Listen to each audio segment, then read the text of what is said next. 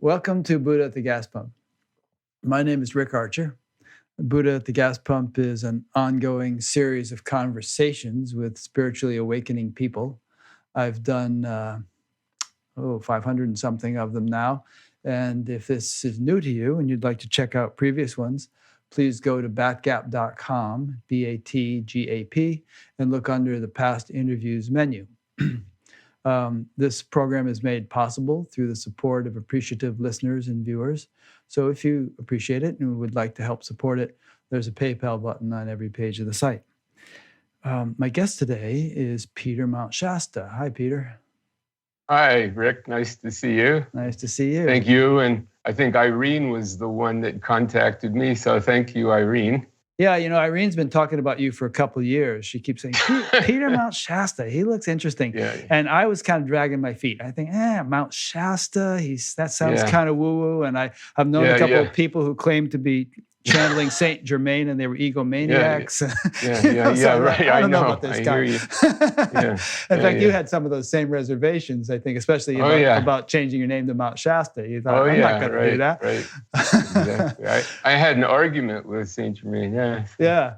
But I've gotten to know you. I've read this book in its entirety, your first book. There's the young Peter. That's what he used to look like. My passport picture. Yeah. And this book I've gotten about 2/3 or 3/4 of the way through. Your second one, Apprentice to the Master.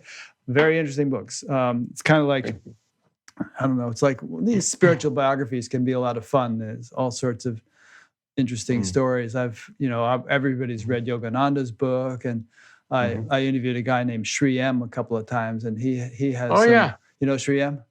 Yeah, he's got some great stories. And I treat Bill McDonald, amazing stuff happening to him. So I'm a kind of an interesting mix of credulity and incredulity, or I give everybody the benefit of the doubt, but I also take them with a grain of salt.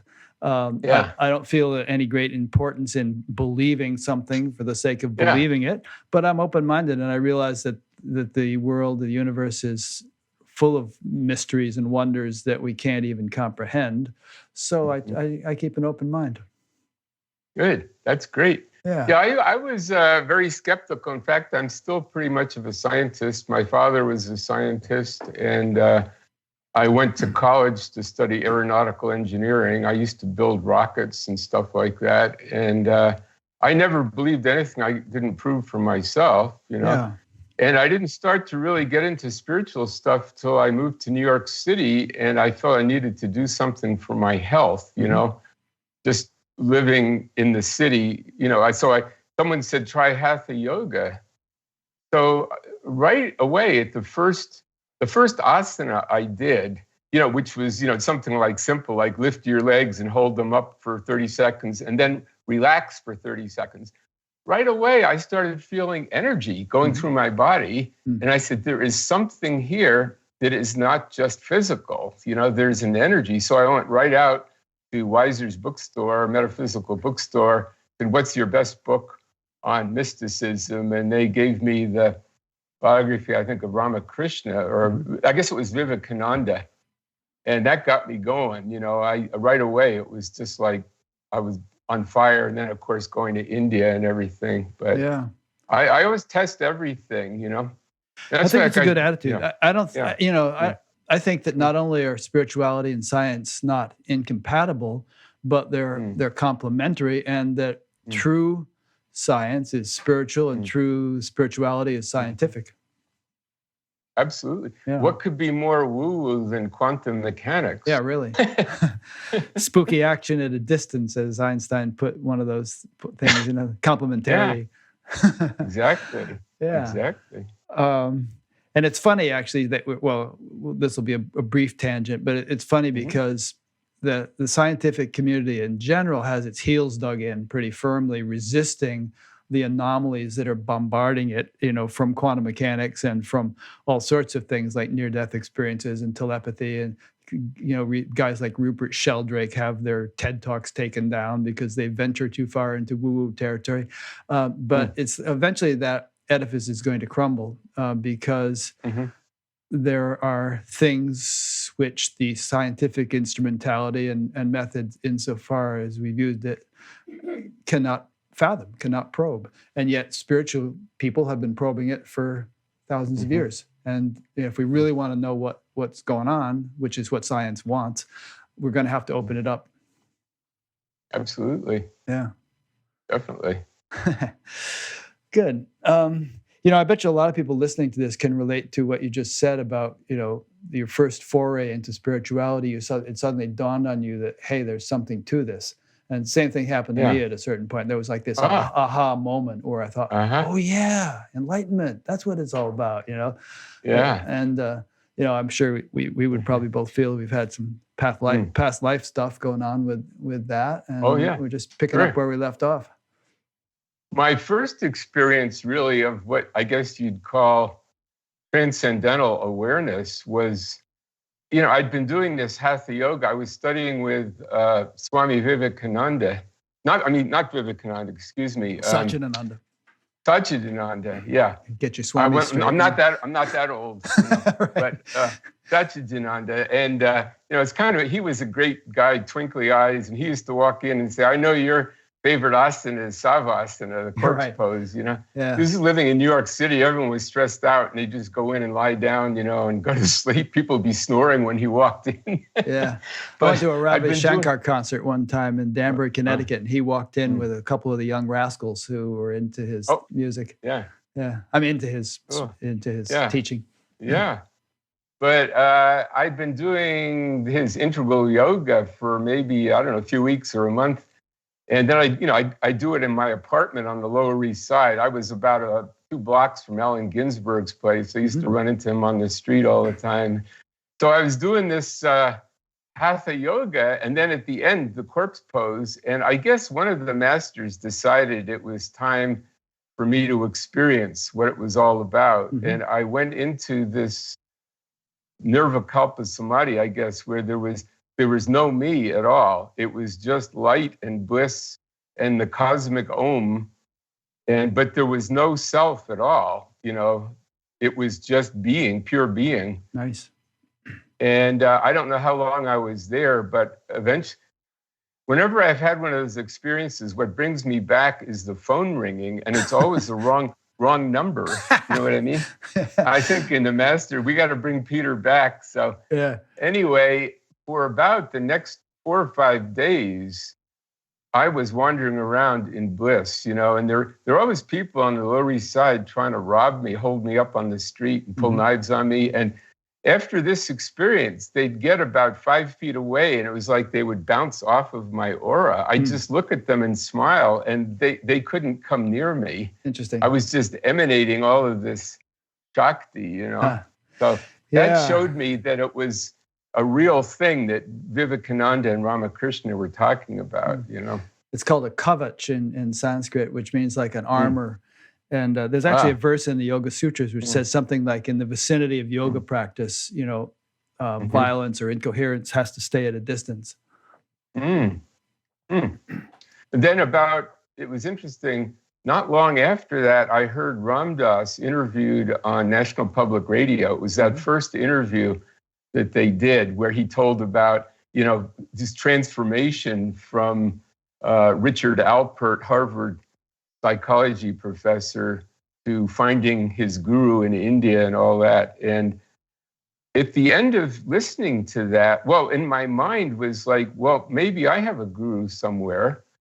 And then all of a sudden, I was sitting there, I saw the world. I was up above India, and someone hit me in the third eye from someplace in northern India. And I felt like there's somebody calling me in India. So, you mean you just had a visual kind of impression? It was like a light hit me in the third eye, and I saw it was coming from northern India. You could actually see the geography of India, and you knew it was just like my third eye opened, and I saw where this was coming from. This is right at the end of the Ram Dass interview, and I thought, that's Maharaji calling me, So I get over there, and of course, Neem Karoli, he first then he's got his picture here, Yep. Yeah. He appeared to me on my last birthday. he ignored me the whole time or seemed to ignore me, because, the message was you've got to find it inside, Right. So after 50 years, he came to me on my last birthday, gave me a hug, and he said, "So you finally got it." It's there, it's in you all the time. So when you say a thing like that, Mm. just to help people relate to what you're saying, how concrete was that experience? I mean, you're not saying like others could have seen it or it was a physical thing that he walked through the door, but you're kind of in your inner vision or your... Oh, this was a dream. A dream. Okay, good. A dream. Yeah. But, very vivid. I don't have a lot of dreams, and I don't even usually think about him, although I have a blanket that he blessed that I sit on all the time. It's on my chair, and I do have his picture up because sometimes people tell me, people don't even know who he was. They say, "I see this old guy sitting in your chair, this fat Indian guy who's mostly naked. Who is that guy?" And I show them pictures. That's the guy who's sitting in your chair. There's a chair when I see people, I teach meditation to them, and they'll say, "You turned into this guy." And I go, "Well, I don't know. I don't see him, Huh. But anyway, so I realized he was doing some kind of number on me, Yeah. And so then on the night before my birthday, he came in a dream and gave me a hug, Now, the last time I saw him in India, he picked up a rock and threatened to throw it at me. So I was going to say something about him that kind of pertains to what's happening now in the world. Sure. There's a thing called the Kumbh Mela in India. Right. It's kind of like the spiritual Woodstock, and they have it someplace in India every year. The big one is every 12 years, and this was one of the smaller ones, but still, 2 or 3 million people show up. And he recommended that all of us go to the Mela. And then he said it'd be very auspicious to drink water from the Ganges. Well, he didn't tell me personally to do that, but he put the word out, So there was a certain moment when the planets line up that's the most auspicious to go into the river. So I waded in along with, 1 million other people. I'm standing there shoulder to shoulder with all the Indians and the sadhus and everything, and the water is going over my knees. So I reach down, grab a handful of this water, and I'm looking at it. And, when you read Autobiography of a Yogi, the great test that the guru puts you through always is if they ask you to do something that contradicts common sense, as a test of your faith in the guru, So I looked at this water in the palm of my hand and I said, well, this is my test, to see if I have faith in the guru. So I probably drank one drop, which had probably, 500,000 parasites in it. Right. But the guru told me to do it, so no harm can come to me. Well, within 24 hours, I was sick as a dog, and the interesting thing is right after that, someone told me you should go to Mount Shasta, like on the street. And 3 people told me that within a week, to go to Mount Shasta. But anyway, for the next 2 years, I struggled with this, with stomach problems, with health issues. And I think, why did my guru do this to me? I believed in him, and then he let this happen. Well, as a result of that, one thing, I learned compassion for other people that were sick. When you're young, you feel indestructible. And you think people are sick because they don't take care of themselves. That'll never happen to me, So then the other thing I learned was through the process of healing myself, I learned skills that enabled me to open a healing practice in Mount Shasta, where I did homeopathy and things like that. So it gave me a career in a sense. I realized I wasn't supposed to be a rocket scientist. So, healing seemed more suitable. So that's how I earned my living for a while. So actually drinking from the Ganges turned out to be a blessing. Interesting. Yeah. And so that's why I look at some of the things that are happening now that don't make sense in the world, that are threatening. They have another side to them that in the long run, this is where our mastery is, learning to deal with these things, Yeah, it was, A lot of people are publishing articles like that now. Various spiritual teachers about how there is, as difficult as this is for the world, it's a necessary transformation period, and we're going to have to go through some tough knocks. But the changes that will come about as a result of this will, in the long run, be seen as very positive and necessary. Mm-hmm. Yeah, absolutely. I there's a guy I run into every now and then at the post office, and I've known him for 30 years. And I had read this was like even last year, I said, what do you think of this horrible thing that just happened, that I just saw on the news? And there are all kinds of theories, conspiracies and all that stuff. And I said, what do you think of that? And he goes, what are you talking about? And I said, well, didn't you see it it's all over the internet. And he said, I don't have a computer. You're talking about the coronavirus now, right? No, this was last year. Oh, something else. I see. Some other disaster. He said, I don't have a computer. Mm-hmm. And all the stuff I was stressed about and everyone else was stressed about did not affect him at all. He was happy, enlightened, cheerful. He didn't know about all these disasters and conspiracies, Yeah. Of course, I don't want to say ignorance is bliss either. No. But, you have your choice what you want to put your attention on, Yeah. I just read an article about a group of people who were on a 25-day rafting trip through the Grand Canyon, and they didn't have any kind of connection with the outside world, no cell signal or anything like that. And they came out after 25 days, and somebody met them at the dock, and it was like, holy crap, you should see what's going on in the world right now. They all said they wanted to go back into the Grand Canyon. Exactly. Yeah. So anyway, we'll come back to this topic because it's very timely, and I want to hear if Saint Germain or anybody has anything to say about it. But let's keep going with your story. Let's get back to that. Okay. Yeah. So, So there's so many facets and threads to your story, so many adventures. Yeah. I mean, there's a million different adventures in your books that are quite entertaining. Yeah. Hey, I'll get you going on one. Okay. Spinach Baba. Tell us about Spinach Baba. Oh, man, I was in Rishikesh, and I don't know, I understand Rishikesh now is not like in the old days. There are film festivals and cafes and all that kind of stuff.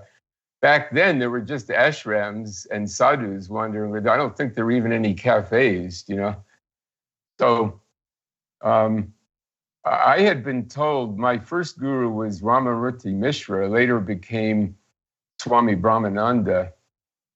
And that's another story. See, he was an MD. He went to Bangladesh to treat the cholera epidemic. He was there a couple months living in the villages, people dying of cholera. He never got sick, because he was surrounded in light, But anyway, he told me, go see this Swami who was at the Shivananda ashram in Rishikesh. So I thought for sure that's my guru, So I left New York, went to India. I went to this ashram up above the Ganges, in Rishikesh. And I said, I'm here to see, I think it was Swami Chidvilasananda, something like, I don't remember exactly his name. They said, oh, he's not here. And I said, well, I've come all the way from, the US to see him. They said, well, he's in New York giving lectures. So I kind of realized he was not my guru. Do you know what I mean? So anyway, so I was kind of sad at that. I went down, I was sitting under, I think, a statue of Shiva in the middle of Rishikesh, wondering what to do with my life and where to go. And this young German couple came up to me and they said, our guru has sent us to get you, to bring you to him. And I said, well, I don't know. I'm not doing anything else. Sure. So we walked up along the Ganges out of town, and there was a little peninsula sticking out in the river. And they brought me out there. And there was a guy sitting there, just wearing a loincloth, just a piece of cloth around his waist. Didn't have anything, was sitting on a rock, or maybe a piece of cloth, I don't know. But no possessions, no fire, absolutely nothing. Nobody else there. This couple left. They took off. So I'm just sitting there with this guy.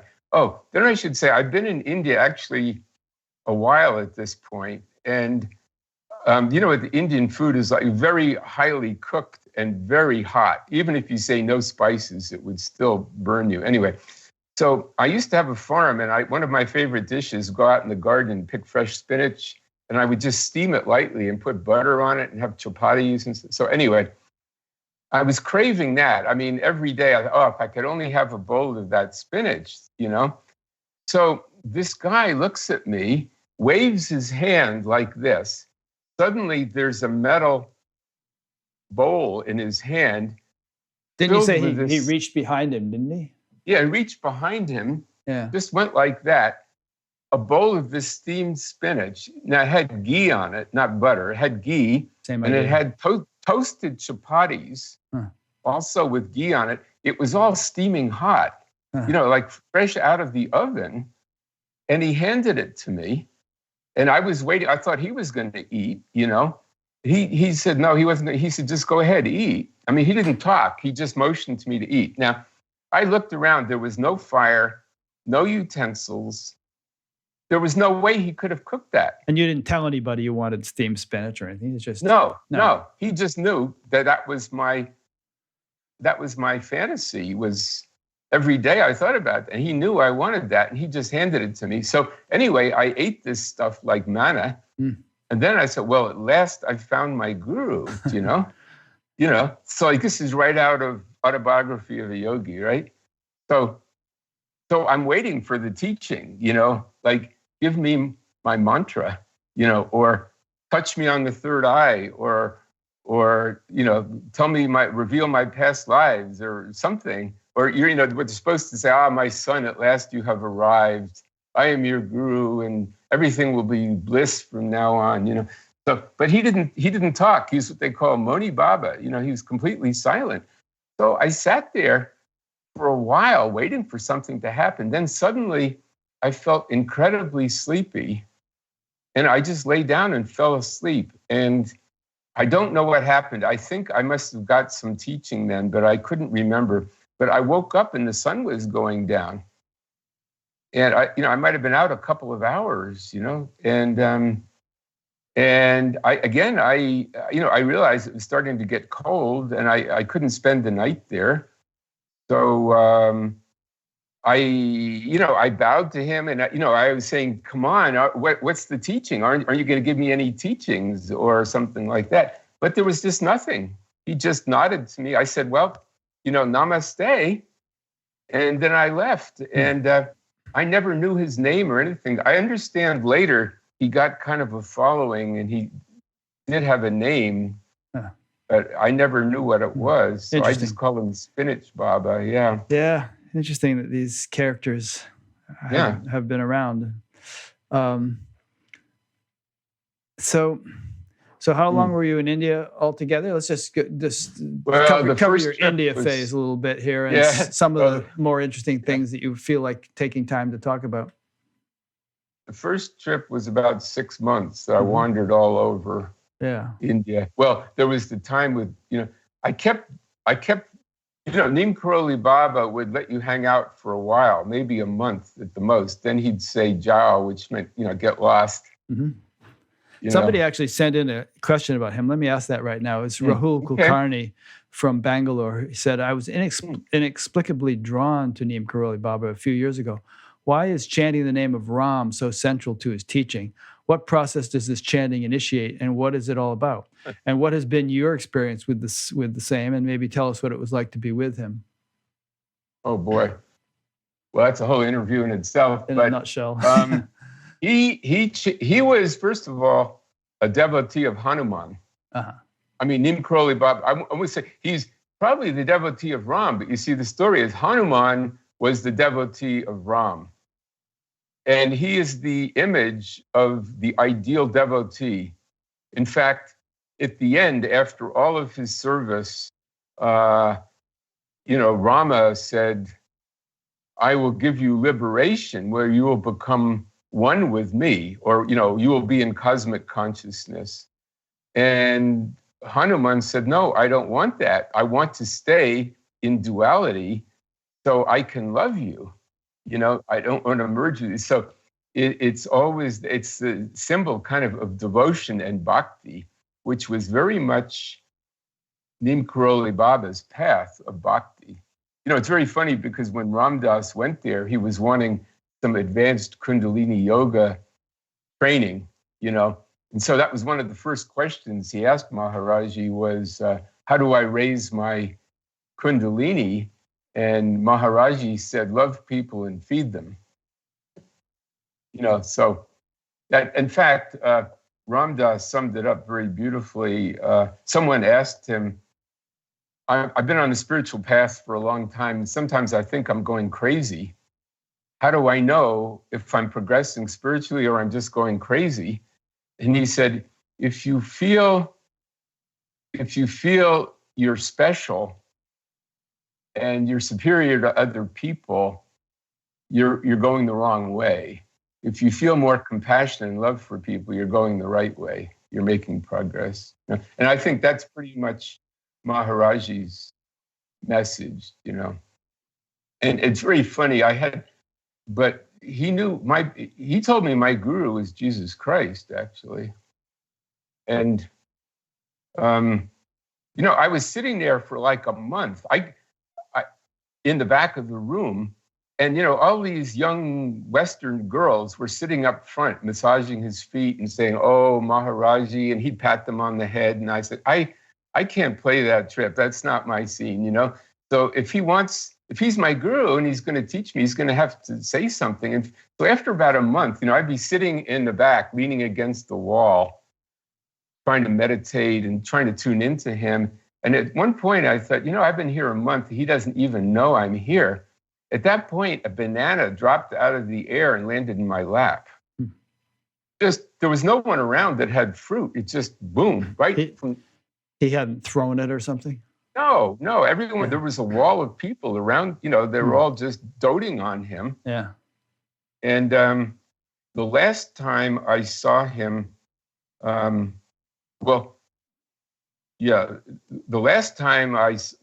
time I saw him alone and I ran up to him. Normally there was Indian people around him sort of guarding him, But I saw there was nobody there. So this was after months, like he'd send everyone away, then everyone would come back, then he'd send them away. So for 6 months, it was back and forth, So I saw him alone. At this point, I was feeling he's not my guru, So I ran up to him and I said, who's my guru? And he shook his fist at me. And I thought, oh my gosh, the guy's threatening me with violence, And I don't know, I really thought he was love and light. He's shaking his fist and he shouted at me. He said, Jesus Christ. And I thought he was swearing at me. But he kept saying, Jesus Christ, Jesus Christ, Jesus Christ. But then I went, I'd gone to the Presbyterian church as a kid, and I thought, I didn't go to India to be told that I should be a Christian. Do you know what I mean? What he meant was get in touch with the inner Christ, Then the funny thing is, he came to me the next day, although I didn't realize it was him. He walked up to me on the street and he said, what are you doing in India? You have Jesus Christ. But he didn't look like him. He looked like some other guy. So anyway, then the last time I saw him was at the ashram in Vrindavan. And I saw him alone. And they had these two old rusty iron gates. So you had to ring a bell when you wanted to go in. And these guys would come out and unlock the gates. So he came to see me. He sat down on his little cot there, and he served me tea. In those days, they served the tea in these little clay cups. And when you're finished, you break it on the ground, because they didn't have dishwashers and antiseptic stuff like that. But this cup had a hole in the bottom, and it was leaking hot tea. And he kept saying, drink your tea. Well, first of all, if I picked it up, it would drip all over me. And it was even really too hot to drink. It was scalding. And he kept saying, drink your tea. And I thought, this guy is trying to kill me, And so finally, so I balanced the cup on the ground, like I held it with one finger so it wouldn't fall over. At the bottom of it was round, So anyway, so he said, yeah, so what are you doing here? or what do you want? That was his thing. What do you want? And I said, well, I want to know where to go. Because I heard he told some people, go to Nainital. He told other people, go to Kenchi, go to some other place in India.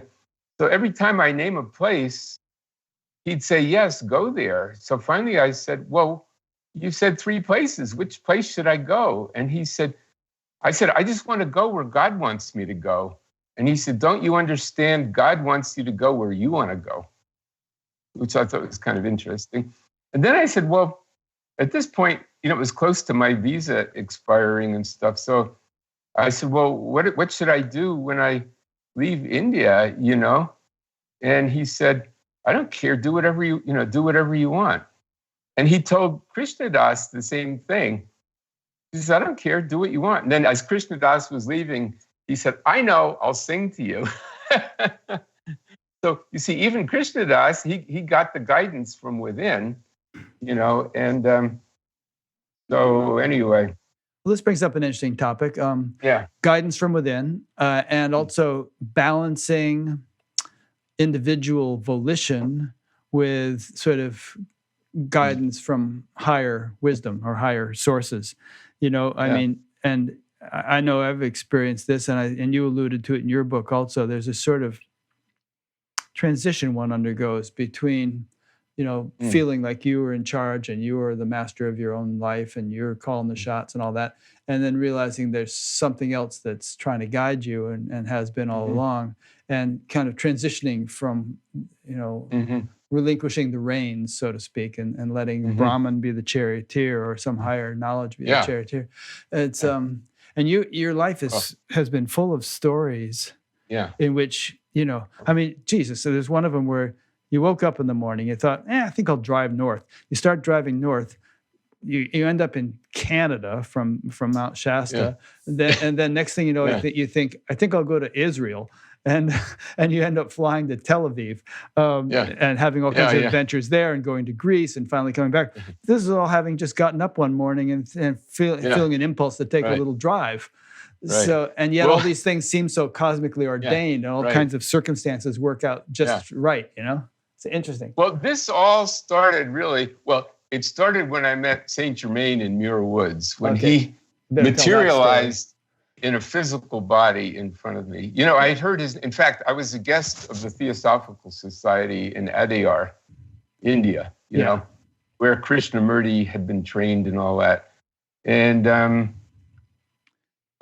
so I'd heard, they had the largest metaphysical library in the world. I went in there and said, I'm just going to stay here and read every single book here, And after a while, I realized that was impossible. But I did look at Unveiled Mysteries by Godfrey Ray King, and it just didn't, they talked too much about, jewels and abundance and all that kind of stuff, which I was kind of a sadhu at that point, renunciation and everything. So, but I did hear about Saint Germain and the Ascended Masters, but it didn't ring a bell.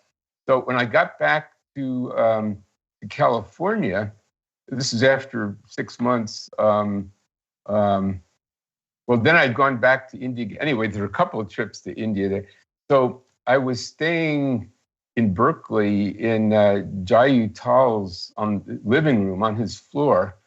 And I woke up one morning and I was thinking, I had lived with a yogi in Himalayas for a while. I was getting ready to leave his body. And so I thought, that sounds like a good idea to leave my body. I mean, because I just couldn't relate. I grew up in an abundant suburb of New York City, and I saw these rich people and they weren't happy. And, I had really experienced true happiness in consciousness in India. And I said, I'm just going to go to a higher world and leave my body, but I should ask for guidance first. Well, I saw this ball of light come in the room, and I heard, go to Muir Woods, which is, where is it? Marin County, I guess. So I went out there early one morning, and it was pouring rain. And I was the only car in the parking lot. And I walked out into the woods and I found a redwood tree that was hollow. There must have been a fire or something. So to get out of the rain, I got inside the trunk of this tree. And I was just sitting there doing Vipassana with my eyes open, just looking down at the forest floor, feeling the in-breath and the out-breath. And I said a prayer. I said, I want to leave my body, but I want to ask for permission first.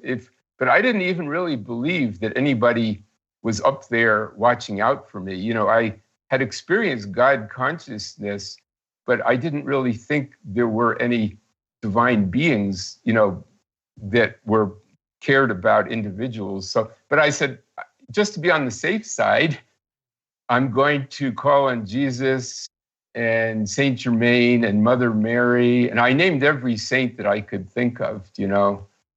And suddenly there was a guy standing in front of me, looked like about my age. You know, I think I was 27 then or something like that. And he was just wearing jeans, looked like a regular guy, except he hadn't walked up. I would have heard him walking. The other thing is it was raining and he was dry, you know. And he had a suede jacket on, which would have shown wetness if it were rained on. Right, exactly. And he knew my name. He said, Peter, I've come to answer your prayer.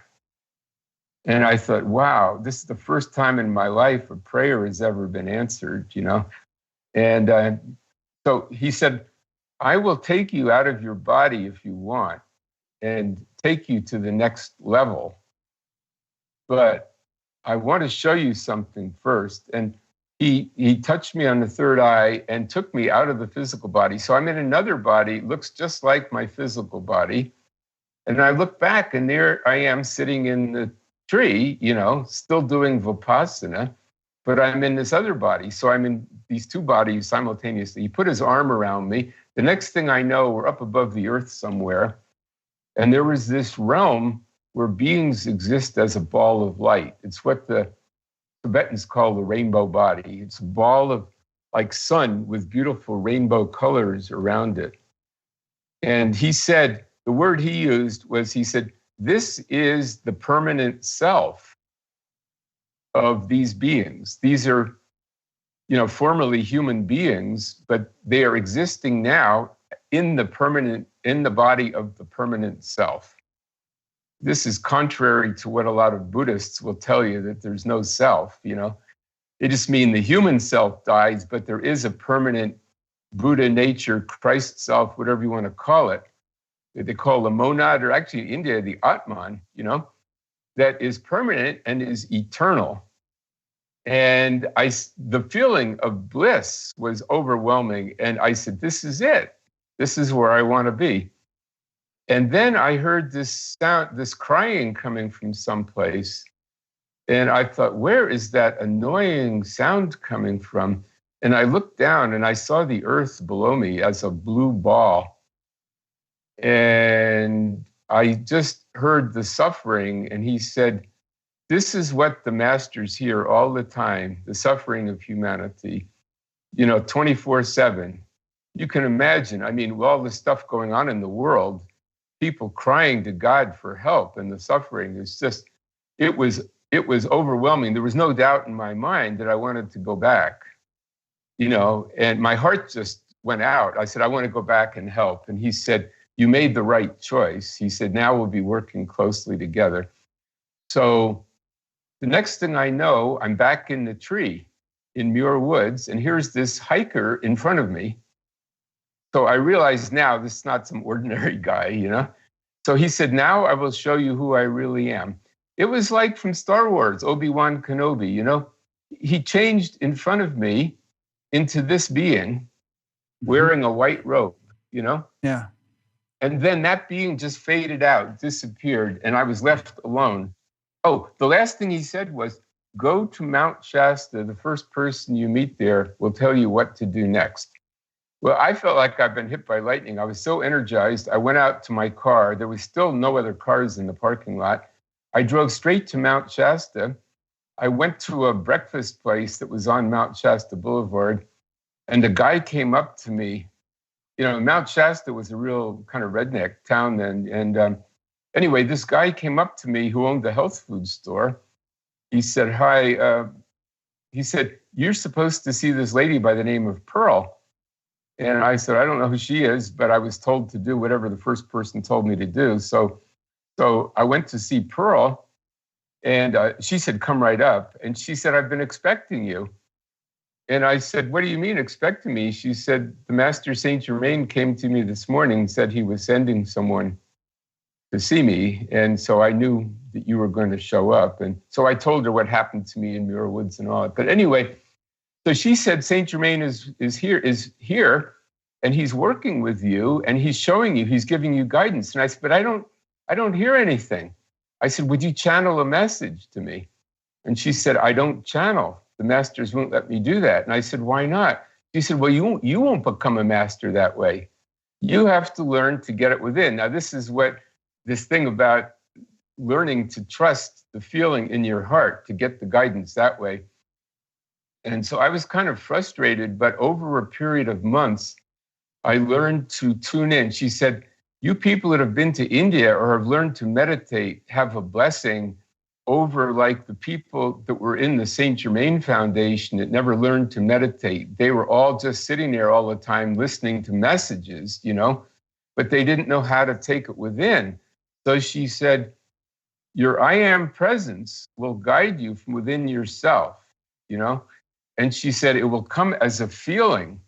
Most of the time, it won't come as a voice, although it can come as a voice. But she said, if I give you a message, that will weaken you. You'll never learn to get it yourself. You have to learn. And she said, even things like tarot or signs and omens, casting rune stones, these can all be interpreted many different ways. She said, the best way to get guidance is just to spontaneously do the right thing. Just be in the moment, Buddha at the gas pump. Just be in your Buddha nature and do what's in your heart. And that is God speaking to you. Yeah. Well, a couple of questions for you. One is, let's cover a foundational thing, which is that many people listening might not take it for granted that there are sort of ascended beings or ascended masters that actually are real and that are looking over the earth and interceding from time to time in human affairs, helping to guide human affairs. So let's kind of cover a little bit of Ascended Masters 101 here. And for the sake of those to whom that notion may be somewhat alien, and also, of course, many people listening will be comfortable with that idea. But elaborate a bit on what's going on. I mean, where are these beings? What are they? How many of them are there? Do they just have jurisdiction over this planet, or do they have wider jurisdictions over other worlds and so on? Tell us a bit. Well, there are many planes of existence. I like to think of them as frequencies. People use the term dimensions, but I think that's the wrong term. It's more like density. Just like, like right now, I could, on the internet, I could have a dozen different websites up, in small screens there. So there are many of these densities or frequencies going simultaneously, but we only see the one right now. You and I are talking, but there are radio signals, and cell phone signals, and all kinds of different frequencies going through our bodies, shortwave frequencies. Of course, that's all the electromagnetic field. But what we're saying here is that, there are grosser and subtler, if we want to use those terms, ranges of existence. And we don't necessarily see them all, although many can be seen if or tuned into if one has cultures the ability to do so. Yeah, right, exactly. And so, I mean, and of course, the religions talk about heavenly worlds and hell worlds and all that stuff. So it's certainly something that people have been talking about for a long time. Still, many people are skeptical that such things exist, which is okay. And we're not going to convince them here. You and I obviously are convinced. But I don't know, it's good to just not take it for granted necessarily. Yeah.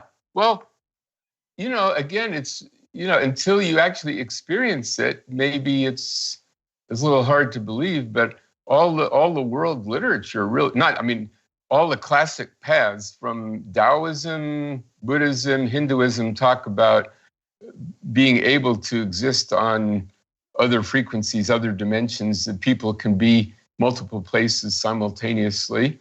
And there's times that I've experienced being invisible. It's just, like I found if I had been meditating and went for a walk, there was a time when I did a 40-day retreat. I did leave the retreat once a week to buy groceries. And I wouldn't talk to him. I'd just go, 15 minutes I'd be there. And I found out I'd be going down the aisle, people would push their shopping carts right into me. Because they wouldn't see you. They wouldn't see me. And then I discovered I should not, after a week's meditation, I should go for a walk first, then go shopping. I've had that experience. And I've also had experience where I went into a restaurant and the waitress just didn't see me. I was right in front of her. So, you can raise or lower your frequency. And so if you permanently go into a higher frequency, that would be called ascension. And it says Jesus, in the Bible, ascended to a higher realm. Mm-hmm. One good bit of evidence these days, of course, with, various forms of modern medicine, mm-hmm. there have been a lot more people having near-death experiences than there used to be. People used to just die, but now they get their heart going again and they bring them back. And a large percentage of people have near-death experiences, and a number of researchers like Pim von Lommel and others have documented their experiences. But over and over again, and there's a whole category of those people on Batgap, over and over again, people say, I went outside my body. I saw the doctors operating on me from about 6 feet above them or something. I saw a red sneaker on the hospital balcony, and sure enough, they go and check, and there was a sneaker out there, which the person couldn't have seen in any other means. Right. And so there's some pretty significant evidence. That's kind of what I was alluding to earlier when I talked about materialist scientists resisting such evidence, but it keeps mounting. There's more and more of this stuff, and it's hard to explain away if we just consider the brain to be the creator of consciousness, and when the brain dies, consciousness disappears. No. Well, as you meditate, as you've experienced, that consciousness is everywhere and is eternal, and I don't know whether scientists would call that the quantum field. I think it's deeper than the quantum field, more fundamental. Yeah. But it's certainly not an unusual idea. I mean, we've alluded to radio. Everyone has listened to a radio, and the radio is just a localized object, but it picks up on a ubiquitous field and can interpret the fluctuations in that field into music or speech or whatever. So, we are localized objects, you could say, and yet we are grounded in a ubiquitous field, consciousness, and we reflect that or express it to whatever degree. Well, it's like saying, where is the internet? It's everywhere. If you're in a Wi-Fi area, or even if you live in a city with all the Wi-Fi, you're in the internet. And what if you dropped your computer and it died? Well, the computer died, but the internet goes on, and your website that you put up, that's going to go on after the death of your computer. Well, a body's like a computer. So when this vehicle dies, when this computer ceases to function, my energy patterns consciousness will go on in many different levels. I mean, so. Yeah, all right. And obviously, if it changes your whole perspective, if you kind of understand this, because if it's not that way, then what is life all about? You hang around for 70 or 80 years, you die, you're gone. But with this perspective, it's like, all right, I just did the first grade. Now I'm going to do the second grade. Then I'll do the third grade. There's this sort of, each life brings new learning opportunities, and we progress along. Yeah, exactly. The Buddhists are always stressing impermanence. That's the first of the Four Noble Truths, that, is everything is impermanent and phases out of existence and ceases to exist. Well, there's a corollary to that there is a permanent state, which the lamas always cringe when I say that. But I said, look, you're praying to Buddha, he must exist, or you're praying to Padmasambhava. Yeah, where are they? Or where are they? So they're Buddhas, they're fully enlightened beings, but they still exist in some realm, So, so do you have any knowledge about, I don't know how long Padmasambhava or Saint Germain or some of these others are supposed to have existed, perhaps for millions of years. I don't know.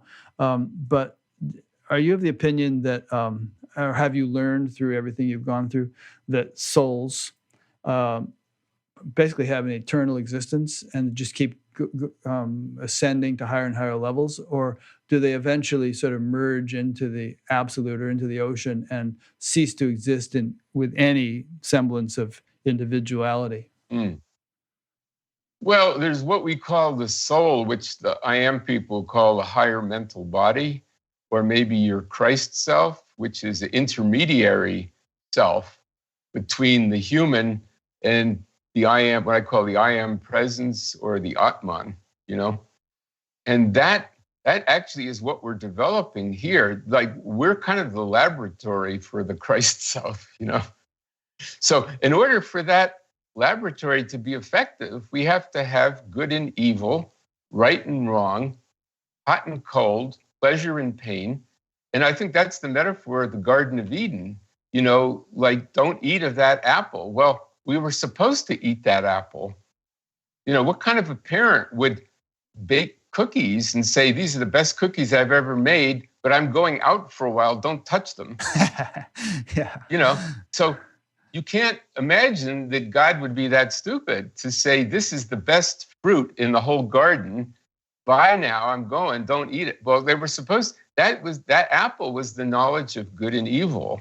Yeah. In other words, relative creation has a purpose. It's not some kind of accident. It's not a mistake. It's not a fall from an ideal condition. It's actually an evolutionary mechanism. Mm-hmm. Yeah, which is, so we have to confront these things, life and death, good and evil. And so, the times we live in are probably the ideal, where we're alive now is the ideal time to become a master. Rather than blaming people and being a victim, it's time to take responsibility for oneself. I am here right now as a result of my previous choices I've made, not only this life, but past lives. I'm not like mold that just grew under a rock. I chose to incarnate, to have these parents and, to have these circumstances in my life and to be alive in the year 2020 to experience exactly what's going on. Now, what am I going to do with that experience? Am I going to play the victim, or am I going to become a master? This is the second day of spring. So why don't we spring ahead, rather than fall behind into old habits and conditioning and say, poor me, woe is us, or whatever. It took you a while to learn that, didn't it? Because you kept saying throughout your book, I want to ascend now. I think I'll climb this mountain and fast, and maybe I'll ascend. And then you kept getting smacked down again.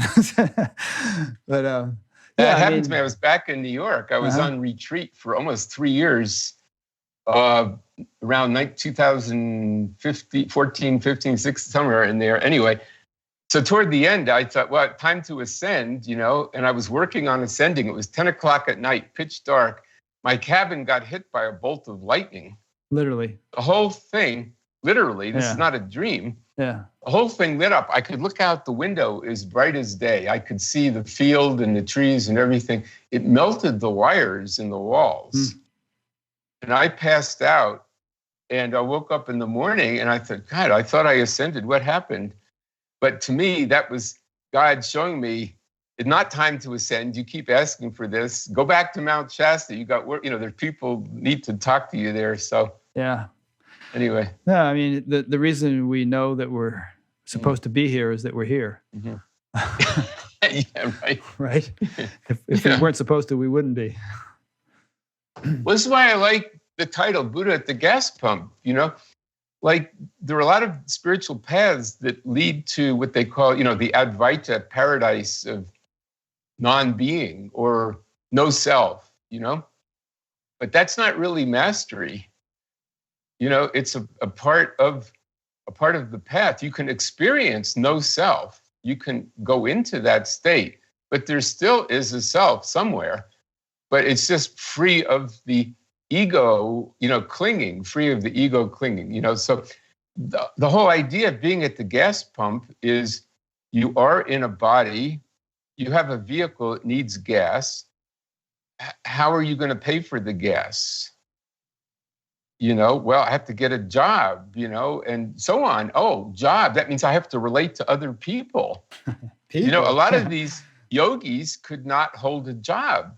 Could Ramakrishna hold a job? I don't think so.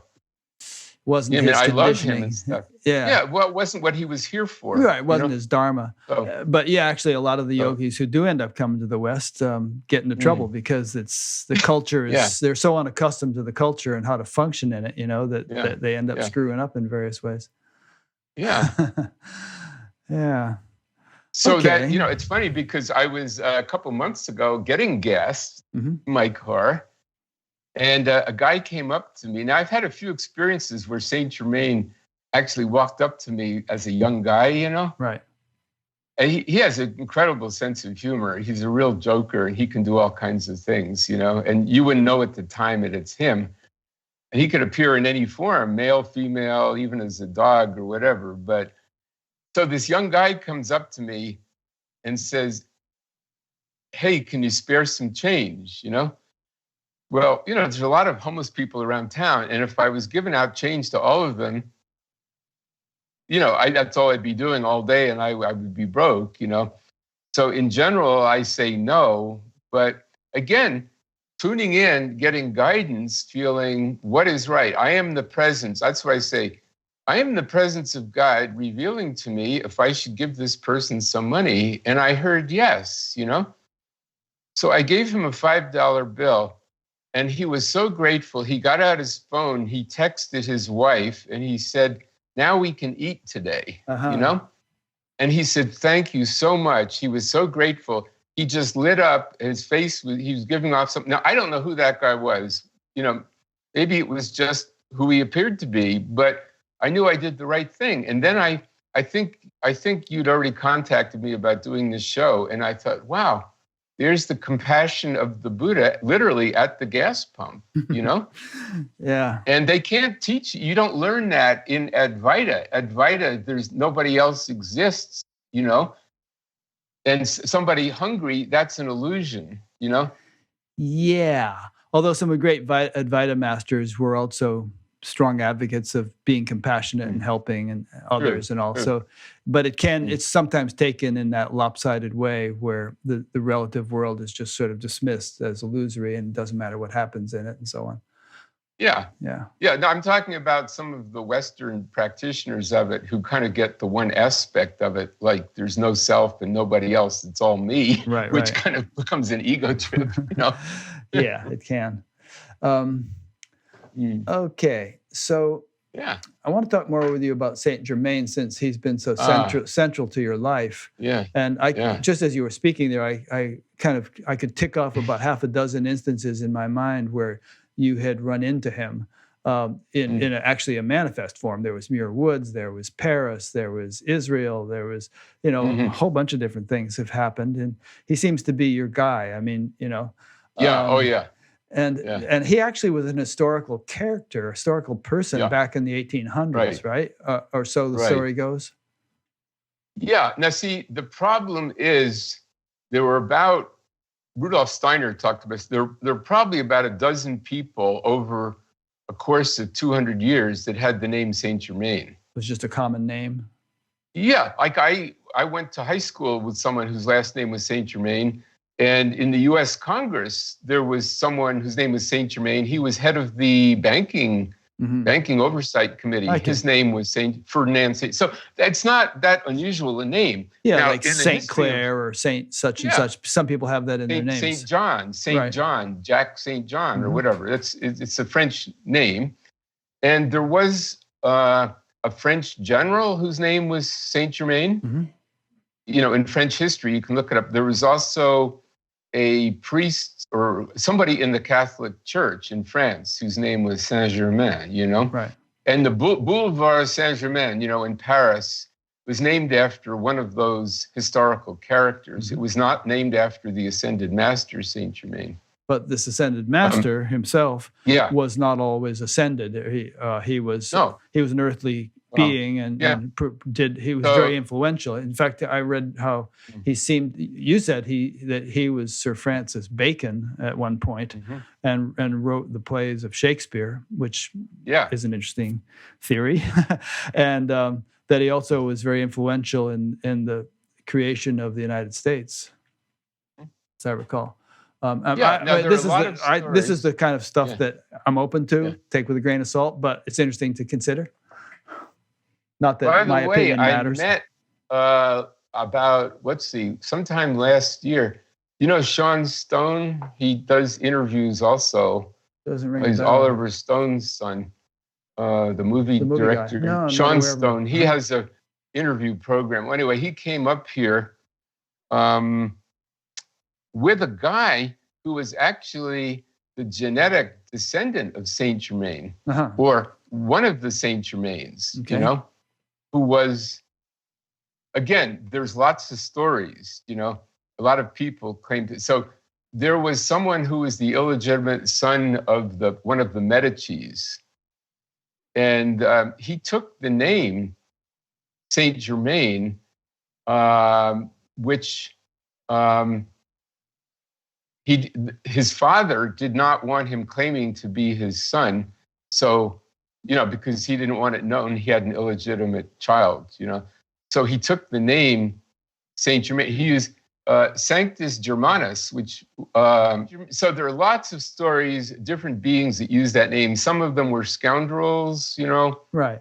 Well, let's stick to the real guy, because we only have so much time. Okay, so the story is, and what the Saint Germain I know has given me reason to believe, his last physical embodiment was as Sir Francis Bacon, who wrote the Shakespeare plays, or most of them, possibly in collaboration with other people. But anyway, then he was, anyway, if you read the life of Francis Bacon, a phenomenal being, a genius, really.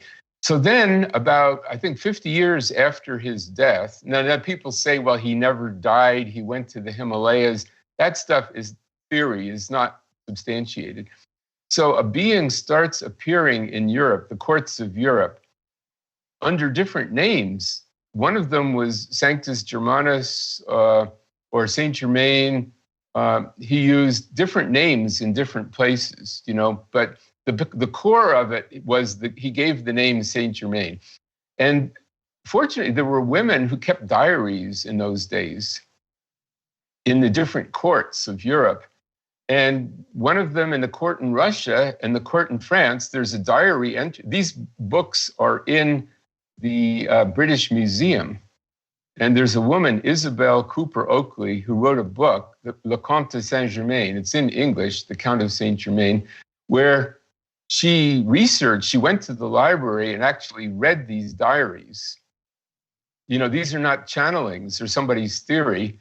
And there'll be a diary entry on one day where he's talking to this woman in Paris, and then there's a woman in Russia on the same day saying he talked to her on that day, that he just materialized or something.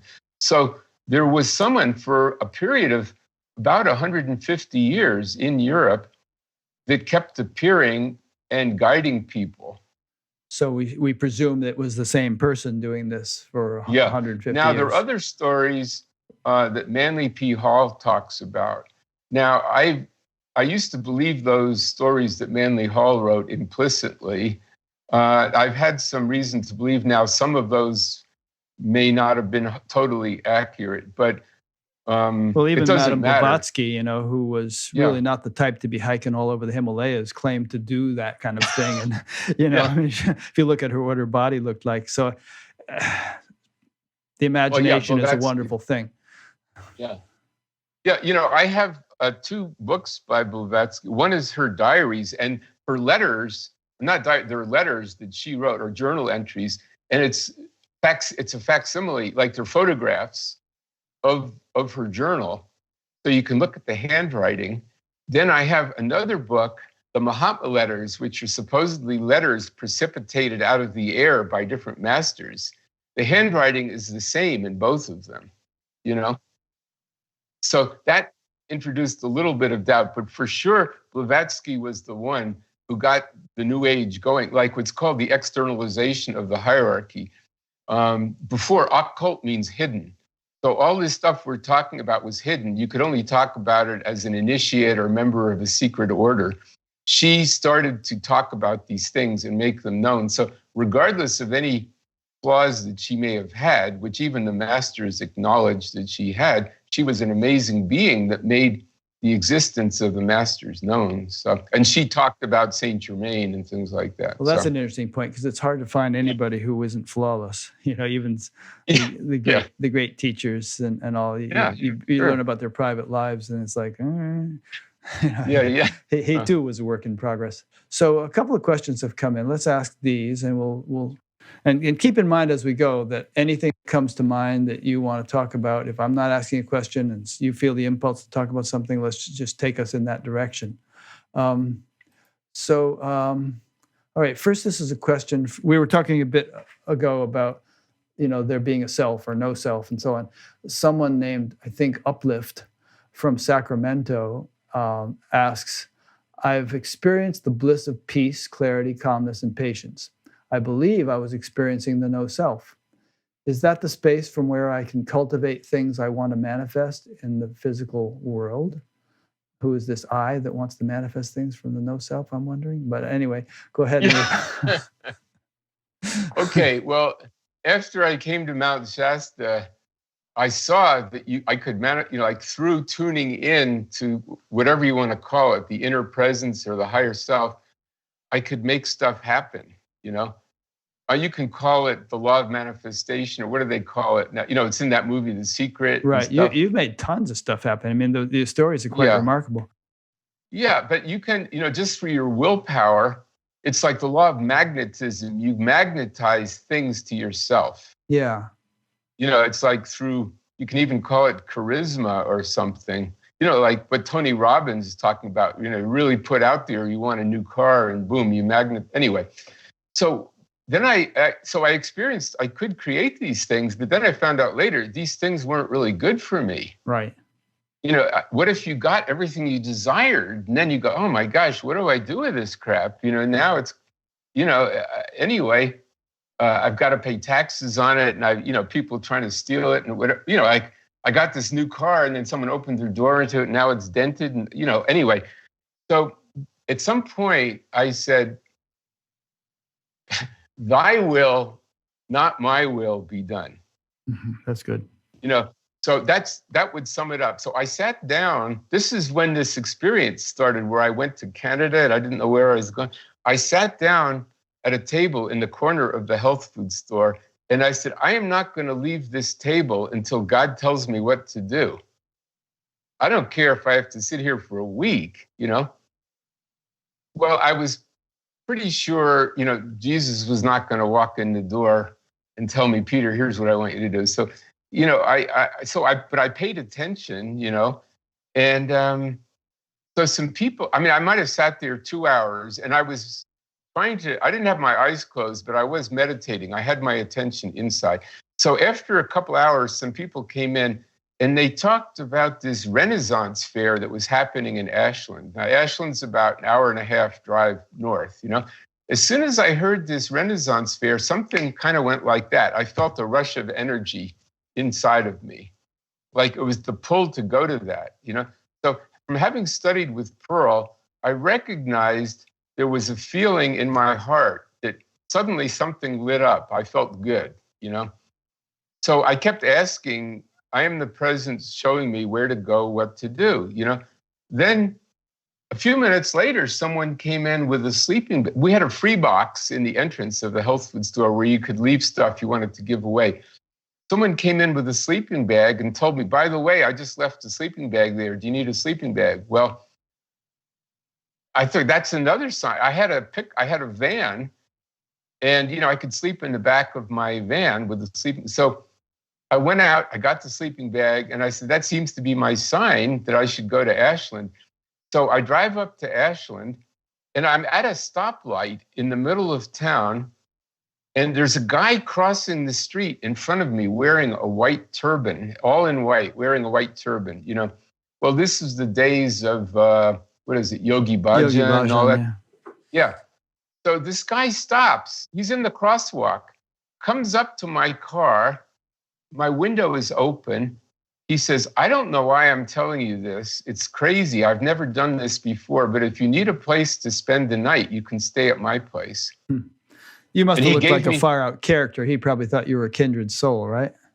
Well, in those days, I think I was wearing all white. I just come from India, and I was still wearing my pajamas. And your long hair. And I had long hair and probably a Rudraksha mala and all that stuff. Right. So you didn't look like a Hell's Angel or something. So he probably thought, okay, this guy's good. Yeah. So, but still, it's kind of rare for someone to do that. Yeah. So he gave me his address, and I went to this Renaissance fair. Well, nothing was really happening there that's resonated. So I went to this guy's house, and he and his wife, they were just sitting down to dinner, and I spent the night there. I had my sleeping bag that I just gotten. I slept on their sofa in the sleeping bag, and it was like he was a long lost brother.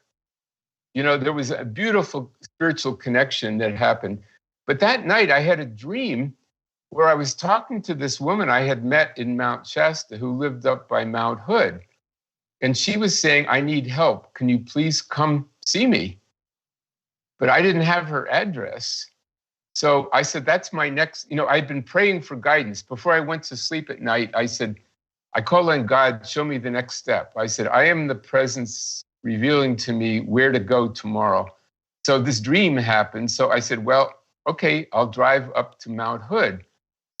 But then I don't know where this woman lives. So I'm driving down a road, the road that goes to Mount Hood. And there's a dirt road that comes out of, a side road that comes out to the main road. And a car came out that dirt road and I felt stop, turn into that road. Again, this is all feeling, no voice or anything. I turned into that road and there's the woman that came to me in the dream. She said, thank God, I've been praying that you would show up. And this is not someone you had ever met before, right? Well, I met her in Mount Shasta. Oh, okay. Yeah, I'm sorry. Go ahead. Like months before. Right. So she had, we had met, but I'd not been in contact with her. And, what is the chance of driving to Mount Hood and meeting the person you had a dream about? You know what I mean? Yeah, it's a big area. So she invited me to spend the night with her and her kids. I stayed there a few days and she needed some help with some stuff happening, where I helped her meditate and tune into what the plan was, and helped her straighten out. So this whole trip, I was gone for 2 weeks on this trip where I had no idea, it would have been great if Saint Germain had handed me an itinerary, here's where you're supposed, but I couldn't have followed it because there was some split second timing. Like if I had been a little sooner or a little later, I would have missed this woman. It all came from being completely in the now, like Ram Dass, be here now. Yeah, there was another one where, did you want to finish that story or should I bring up another story? Yeah, well, I was just going to say, I was gone for 2 weeks and it was like this the whole way up to Canada. Then I heard, turn around, come back.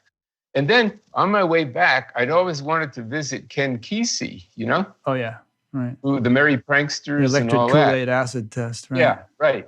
So he was one of the characters that, I'd known people connected with him and so on. And I'd stayed at Steve Gaskin's farm and, it was that whole 60s crowd, So, but the funny thing, here's why I went against the guidance.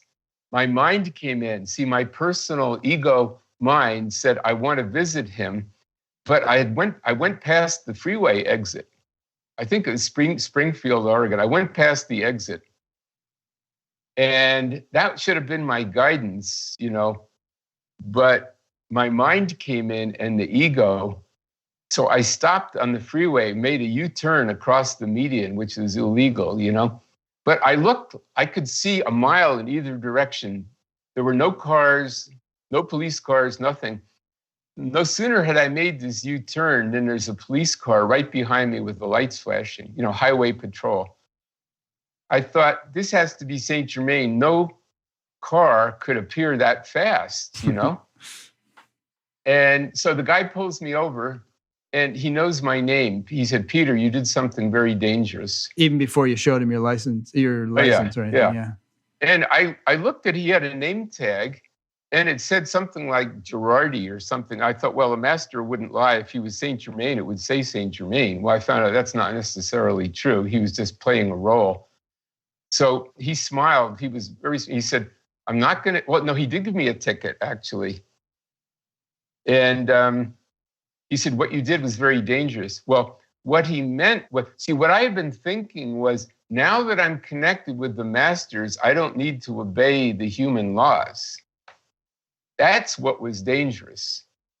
See, thinking like, so he was trying to tell me, don't think like that. It wasn't the fact that I made a U-turn, because it was safe. There were no cars coming. Anyway, I went to visit Ken Kesey and hung out there for a while, and nothing really happened there. And then I realized the whole thing was just an ego trip. I should have just kept going on the freeway, So yeah. Anyway, but for 2 weeks I was gone on this trip, and the lesson for me was just stay tuned in with the heart, and the guidance will be there in the moment, as long as that feeling is there, the feeling of rightness, And if I'm ever in a situation where I don't know what to do next, if I'm driving, I'll just pull off to the side of the road. If I'm walking down the street, suddenly I just feel stopped. And I think, why am I stopping here in the middle of the sidewalk? Then someone comes out of the building and says, oh, Peter, I've been looking for you. Yeah. Nice. So, yeah. It's interesting to consider how those things are orchestrated, how they're organized. I don't know, maybe you have a comment on it. I don't know whether it's sort of guardian angels or people, or higher beings that are sort of shuffling us around like chess pieces, or whether it's just all-pervading intelligence. And if we're in tune with that all-pervading intelligence and the way it flows, then, without any individual entity trying to orchestrate our destiny, we just are in the right place at the right time, synchronistically. Well, once I had this experience with Saint Germain, I realized he wanted me to do something. What he had said, actually, because you chose to stay on the earth, we'll be working together, And he introduced me to some of these other masters. So I realized there is I call it the Council of Light. I don't call it the Great White Brotherhood, because there are female masters there also.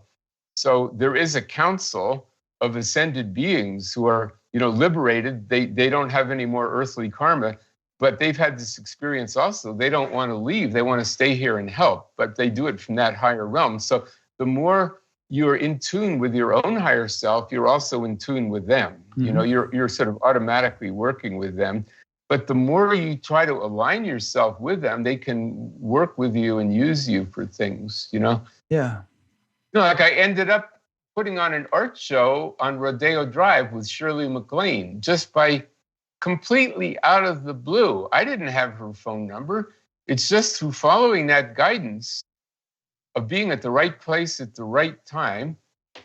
Somebody phones me and says, would you help out put on this art show? And, there I'm down there at the Dianson Gallery on Rodeo Drive with Shirley MacLaine and Jaja Gabor and Linda Carter, all these famous... Bella Abzug, you mentioned. Bella Abzug, yeah.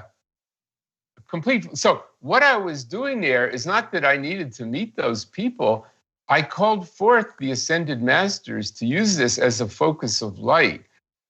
So something else was happening on another plane, Plus, there was something happened with Shirley, almost like happened with Ananda May Mai. There was some light flew back and forth that could only have happened if I'd been there in person, We've already covered this, but let's say it one more time. How do you distinguish between these sort of intuitive impulses that are actually worth listening to or obeying, and personal whims, that could lead you off in who knows what kind of crazy directions? Yeah. Because many people are listening to this, they think, well, this sounds good. So how do we save them from just going off on crazy tangents? Well, you test it. How do you test it? Well, okay. Dear God, take this desire out of me if it's a personal whim, And if I'm meant to do it, strengthen the desire. Like there used to be this vegetarian restaurant in town called Friends of the Mountain that this woman, Kathy, ran, who actually now lives down the street from me. But they had this great cheesecake. I generally don't like cheesecake, but I love this cheesecake. was some special. Yeah, well, anyway. Yeah, and it had some fruit blended in. It was very light. It wasn't heavy. Anyway, so I started feeling like I should really overcome my desire for this, that maybe it wasn't good for me to eat so much. So I said, dear God, please take the desire for the cheesecake out of me, And for about a week, it was okay. I didn't desire it. Then one night I was really tired. I had a hard day and I was going to bed early, like 8:00. I was just going to get in my pajamas and go to bed, I heard inside, it was actual voice that said, go to Friends of the Mountain restaurant and have a piece of cheesecake. And I went, oh no, I'm trying to get rid of that desire. That's like you say, that's a whim, or a craving. And I kept like what they call decreeing, take that desire out of me, take it out of me. Well, the more I did that, the stronger it got. Then I said, well, what I will do, I'll go to the restaurant, but I won't go in. So I got dressed, I parked outside, and I heard Peter. This was now Saint Germain, but I still wasn't totally, is it Saint Germain, my higher self, or is it my mind speaking, But again, the energy, I tuned into the energy. I said, Peter, I said, have some cheesecake. So again, I said, I'll just go and have some tea. I won't have cheesecake. So I went in, they were just getting ready to close, I just ordered some tea. I was sitting in the corner and there was only one other table in there. There was a couple sitting in the corner. Then I heard again, very strong, I said, have some cheesecake. So I got up. They had a case in the counter with all the desserts, in the refrigerated case. So just as I got up, the guy from this other table got up and he went to the counter and he said, we both got there at the same time. He said, can you recommend a dessert? And I said, the cheesecake. And he said, would you let me buy it for you? I'd like you to join my wife and me over at the table. So I said, great. So I sat down with them. Turns out they were from France. They were members of the Saint Germain Foundation. And he said, the reason I invited you for cheesecake is my wife saw Saint Germain standing behind you. So we wanted to find out who you were. So I talked to them about how I'd been learning from Pearl to find the master inside, that not to talk to the I am presence up there, but to contact it inside, So we had a great talk. They invited me to visit them in France, said, be our guest in France as long as you want. We'll send you a ticket, all that stuff. So this was a connection that was meant to be. It's not that Saint Germain wanted me to have cheesecake. It's he wanted me to meet these people. The cheesecake was the bait to get me there, So after that, my desire for cheesecake was gone. I never desired cheesecake after that. Interesting. So again, sometimes, so that I was testing it, like you test it. Am I supposed to do this or not? Yeah. And I get it all the time, should I do this or not? I gave up drinking coffee. I didn't have coffee for 20 years. One day I felt Saint Germain saying, Peter, it'd be good for you, every now and then have a little coffee, Again, I tested it and it seemed like work out okay. But anyway, I get this all the time. Is that a whim? Or is that something I should really do? So I test it, Yeah. Like, here's where it comes. I go to the health food store, there's rows and rows of food. I say, I am the presence buying what I am meant to have, and I am staying away from what I'm not meant to have. So I'm walking down the aisle, almost like with my hand up, and suddenly my hand wants to go out. Oh, what's that? That's seaweed. My body wants seaweed, so I put it in the cart, But then maybe my hand goes out to the ice cream and it goes, don't get that, Yeah, interesting. But then so, it's, again, even sometimes like the health food store is right next to the post office. I don't need anything at the health food store. I'm going to pick up my mail, and I have this feeling, go into the health food store. And I don't need anything. Why go in there? And I go in, someone comes up to me, says, I saw one of your videos, and I'm so glad to run into you. Well, I wouldn't have met them if I hadn't followed the guidance, the inner guidance. So that guidance is very real. It's for everybody. I mean, everyone gets it in some way or another. It's just that strong feeling, Yeah. I know a guy that used to read tarot cards in New York City. He used to read, like he read for Yoko Ono and, a lot of famous people. So, he told her she wanted to know about John's career, and he told her, I don't see him having a good ending. I see him lying in a pool of blood, And I said, well, that's great. What good did that do? Did that help John? Did that help her? No, it just put fear into her.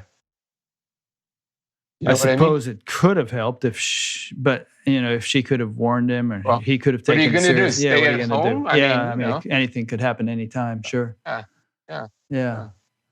Huh. Anyway, I don't know if that answers it. Yeah. So this, this video will probably be on YouTube for many years. Probably be on YouTube longer than we're on the planet. But at the moment, might even be on other planets. Right? Yeah, you never know when they on Alpha Centauri. Your show is a hit there. Expand the internet a little bit.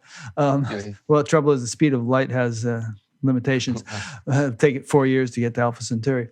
But in any case, because it's 4 light years away, right now the world is in the midst of a pandemic, and it's really a big deal. Nothing like this on this scale has happened since 1918. Where the Spanish flu epidemic, which was huge, which killed hundreds of millions of people. And so people are freaked out. And, if people are watching this now, they'll know what I'm talking about. If people are watching it 20 years from now, they'll probably know what I'm talking about, because this will go into history books. So we should talk a bit about it a little bit. Yeah. And a question came in that'll get us started from Ivana from Zagreb, Croatia. She says, I understand the current pandemic crisis is here to transform the society. That's her understanding. However, does it have a specific message for humanity? Has Saint Germain said anything about it? How should we pray or meditate when sorrow is overwhelming? It's a great question, and that's a question everybody is asking, and Saint Germain has not given me verbally, a message on it, but he's really opened my eyes up to, without getting into all the theories of the origin and of it and everything. First of all, about 5 years ago, I looked at the planetary configuration that's happening right now. From an astrological point of view? Yeah. Yeah. With Saturn, Pluto, Jupiter, Mars, all lined up. So I said, from the beginning of March to the end of March, something dramatic is going to be happening on the Earth. And it happens in the United States, second house, which is finance. It also affects, there's some aspects with Neptune, which is hard to diagnose illnesses, So I kind of had a glimpse of what was going to be happening, and it happened right on schedule. So it's not like something accidental or, out of the blue that's unexpected. It's all part of the cosmic clock, so to speak, Yeah. I interviewed a guy named Prasannan a couple of years ago, and he is a professional Jyotishi, Vedic astrologer. Right? You're right. Yeah. And he said, I'm getting out of the stock market. It's going to really crash into 2020. So, and I don't understand all the terminology of Jyotish, but he also saw it coming. And I think a lot of people, I've been reading books and hearing things for 20, 30 years that we're going to reach a time when there's going to be a big shakeup, and a lot of things that people think are safe and secure and solid are going to get upended. So maybe this is it. Well, and it's a necessary phase to transition into something much better and different. Absolutely. So that's like every moment we have a choice of what we want to identify with or have our attention on, So, I've started I used to do retreats, have people for a weekend and everything. And I would like to start off the retreat with, we didn't actually do this physically, although I've heard of people doing it. Like, you should all go outside, I'll give you a shovel and dig your grave and stand in it, and contemplate that you're going to die, This is kind of where Buddhism starts out. Life is short. So why are you here? So this is actually a positive use of what's going on now, to contemplate your mortality. And am I going to live in fear as a victim, or am I going to turn this around?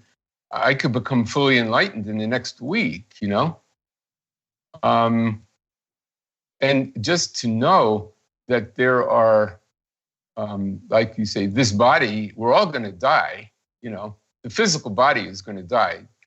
This is like a glove. You have your hand in a glove, you take off the glove, there's a living hand inside. So this physical body is just like that glove. We're going to step out of it. Just like in Muir Woods, I stepped out of that body. There was the flesh body sitting in the tree. I'm in another body,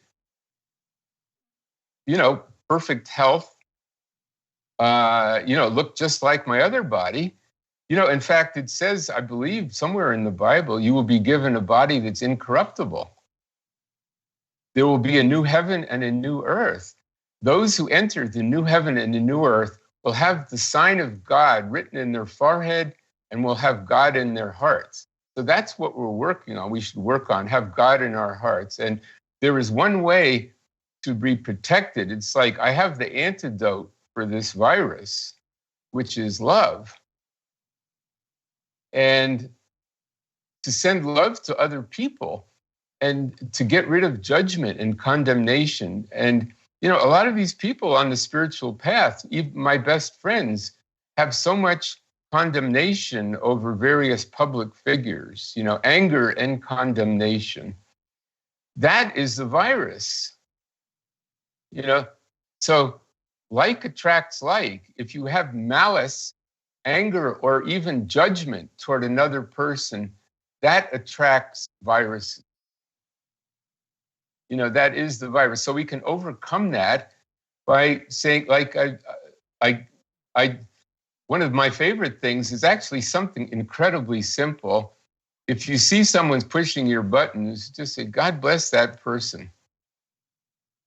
God bless them.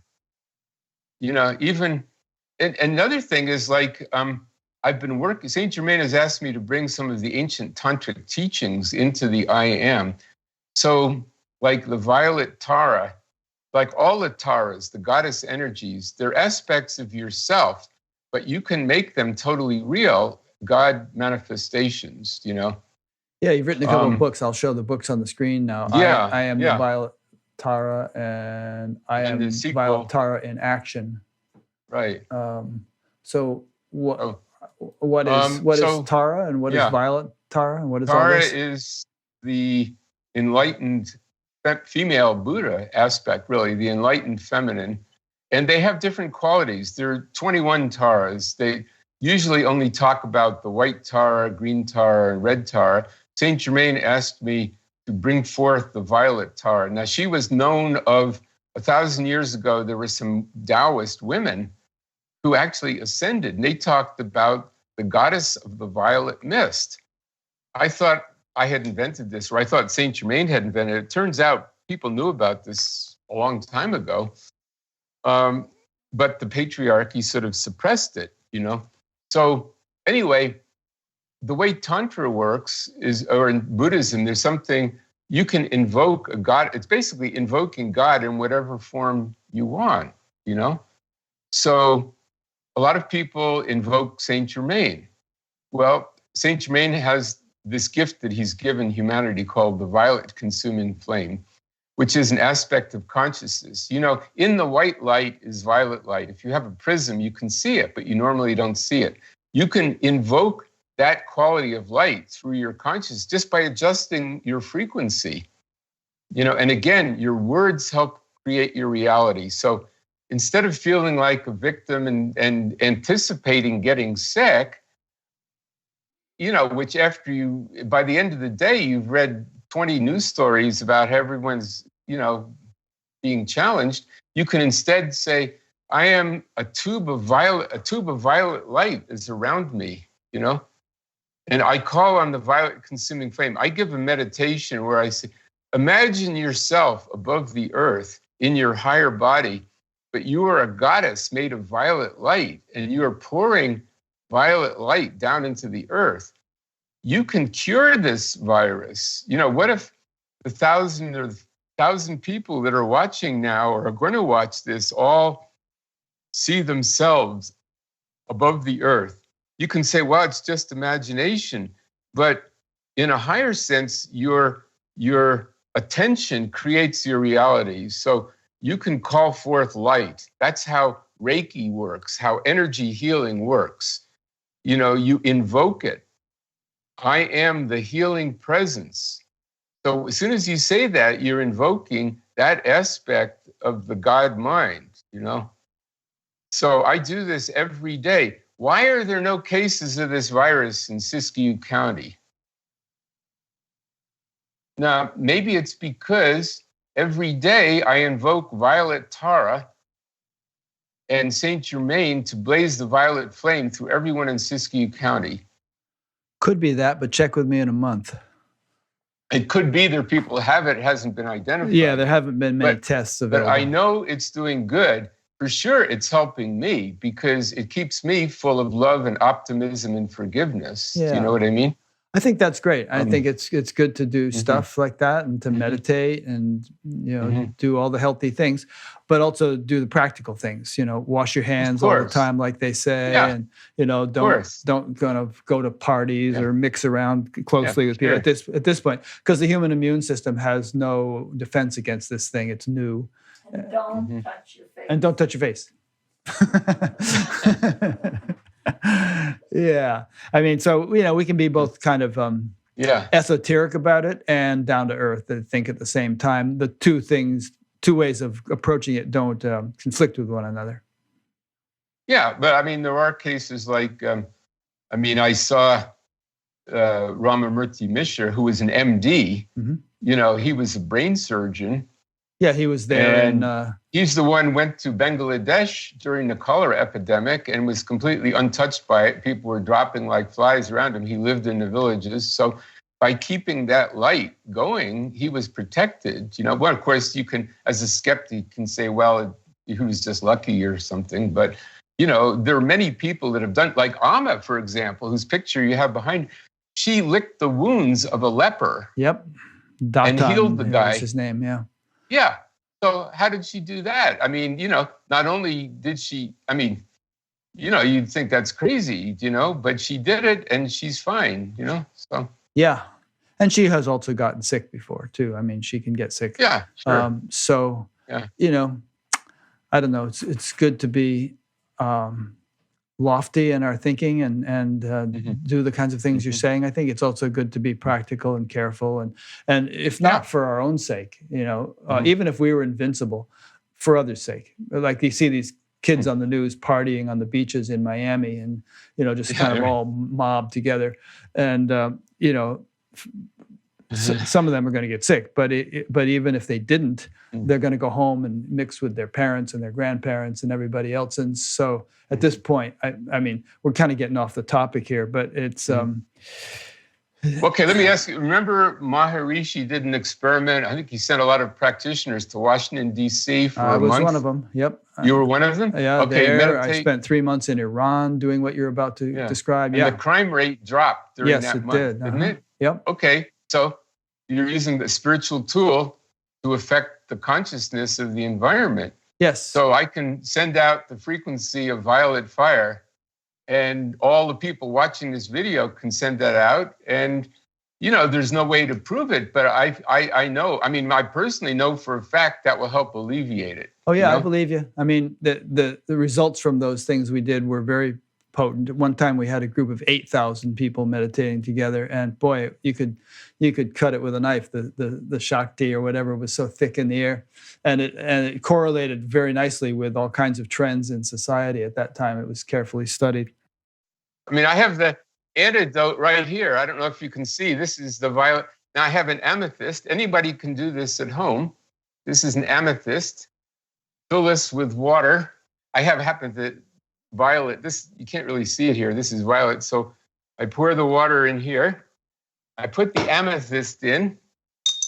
I put it in the sun. I call on Violet Tara to charge this water with life-giving substance that dissolves and consumes all negative substance and heals me of whatever I need to be healed from, and immunizes me against all foreign agents by the power of God that I am. Chug-a-lug. All I need is one sip. And, I do that every day. Everyone could. That's something positive everybody can do to invoke that, Yeah, very helpful. I don't doubt it. I guess the reason I hit on this point a little bit is that somebody sent me a message a few days ago who was quite upset because some spiritual teacher was saying, oh, you don't need to bother about all this stuff they're advising, quarantining. Just hug people and love them. And, everything's going to be fine. And that's nuts. Well, that's an extreme, It's, what they say, pray to Allah, but tie your camel. Tie up your camel, right. Yeah. Yeah. I've had the experience where I ran out of gas and my car kept going, for quite some distance, longer than normal. Right. And I was praying like crazy, but I still buy gas. You still buy gas, right? I don't. Yeah. I don't push that. You know what I mean? Yeah. You don't stretch it. Well, it's like with Jesus, don't tempt God. You know what I mean? Exactly. I mean, he was tempted by the devil, jump off this cliff and I'll save you and I can make you the ruler of the world. And he said, no, I'm not going to do that. I'm going to sort of abide by earthly laws. So what I would say, it just, I know we're coming to the end of the time here. We've got another 20 minutes this or so. Is a very special time that we're alive now. Yeah. And this is a time when we can really advance in mastery and become liberated, And part of that is, again, by tuning in to the love within ourselves and to overcome all tendencies of judgment, condemnation of others, and to bless everyone that we can, that is our liberation, and to you see a child in Syria suffering. Well, maybe I can't get on a plane and go there, but I can breathe in, try to feel what that child is feeling, and then exhale love and compassion to the heart of that child.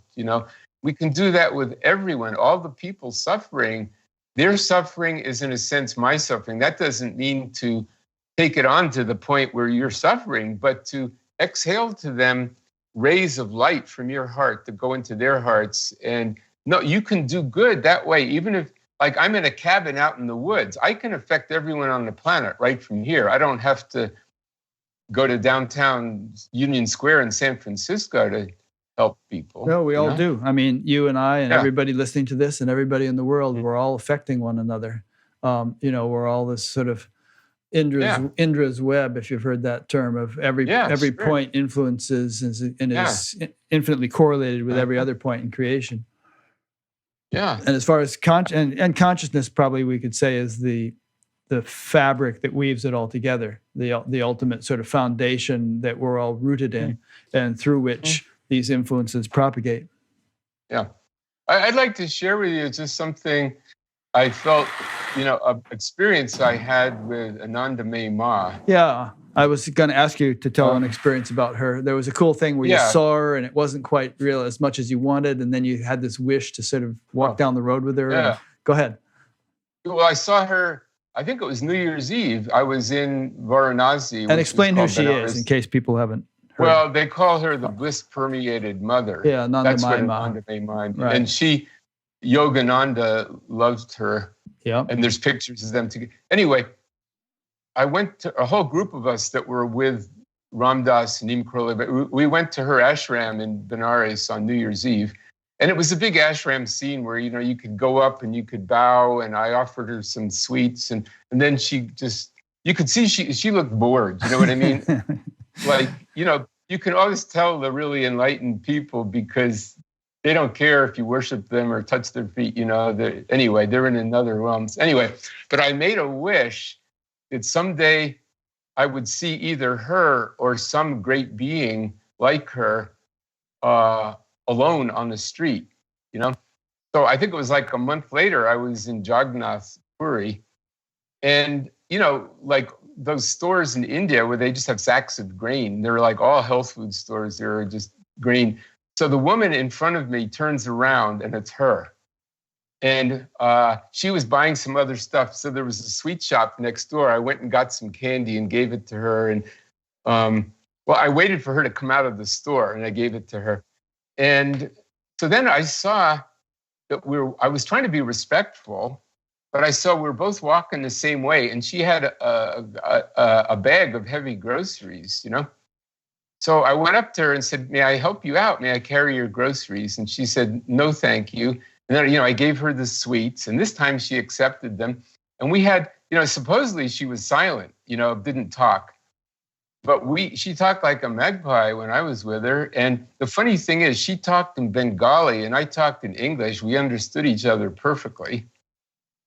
And she was just the sweetest woman. She was very much like Pearl. I hadn't met Pearl yet, but, she was then probably 80 or something. And so then I said, she had an ashram there and she was staying at the ashram.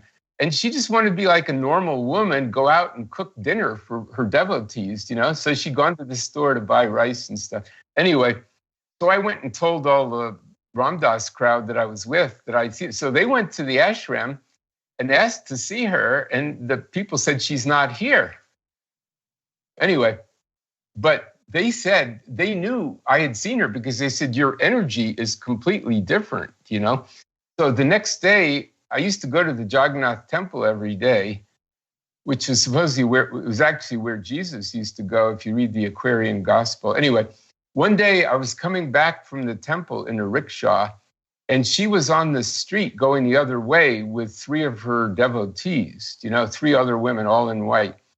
She saw me before I saw her, and she did the, pranam, namaste, Well, this energy hit me in my heart that was so powerful. I stood up, almost fell out of the rickshaw, and I turned and faced her. So for a minute, we were facing each other, and she transmitted this energy to me where I felt God, I felt this divine love in my heart, which was really something new for me. And I realized that when she looked at me, she was seeing God. So I went back to where I was staying, and for the next 3 days, I said, I want to see what she was seeing.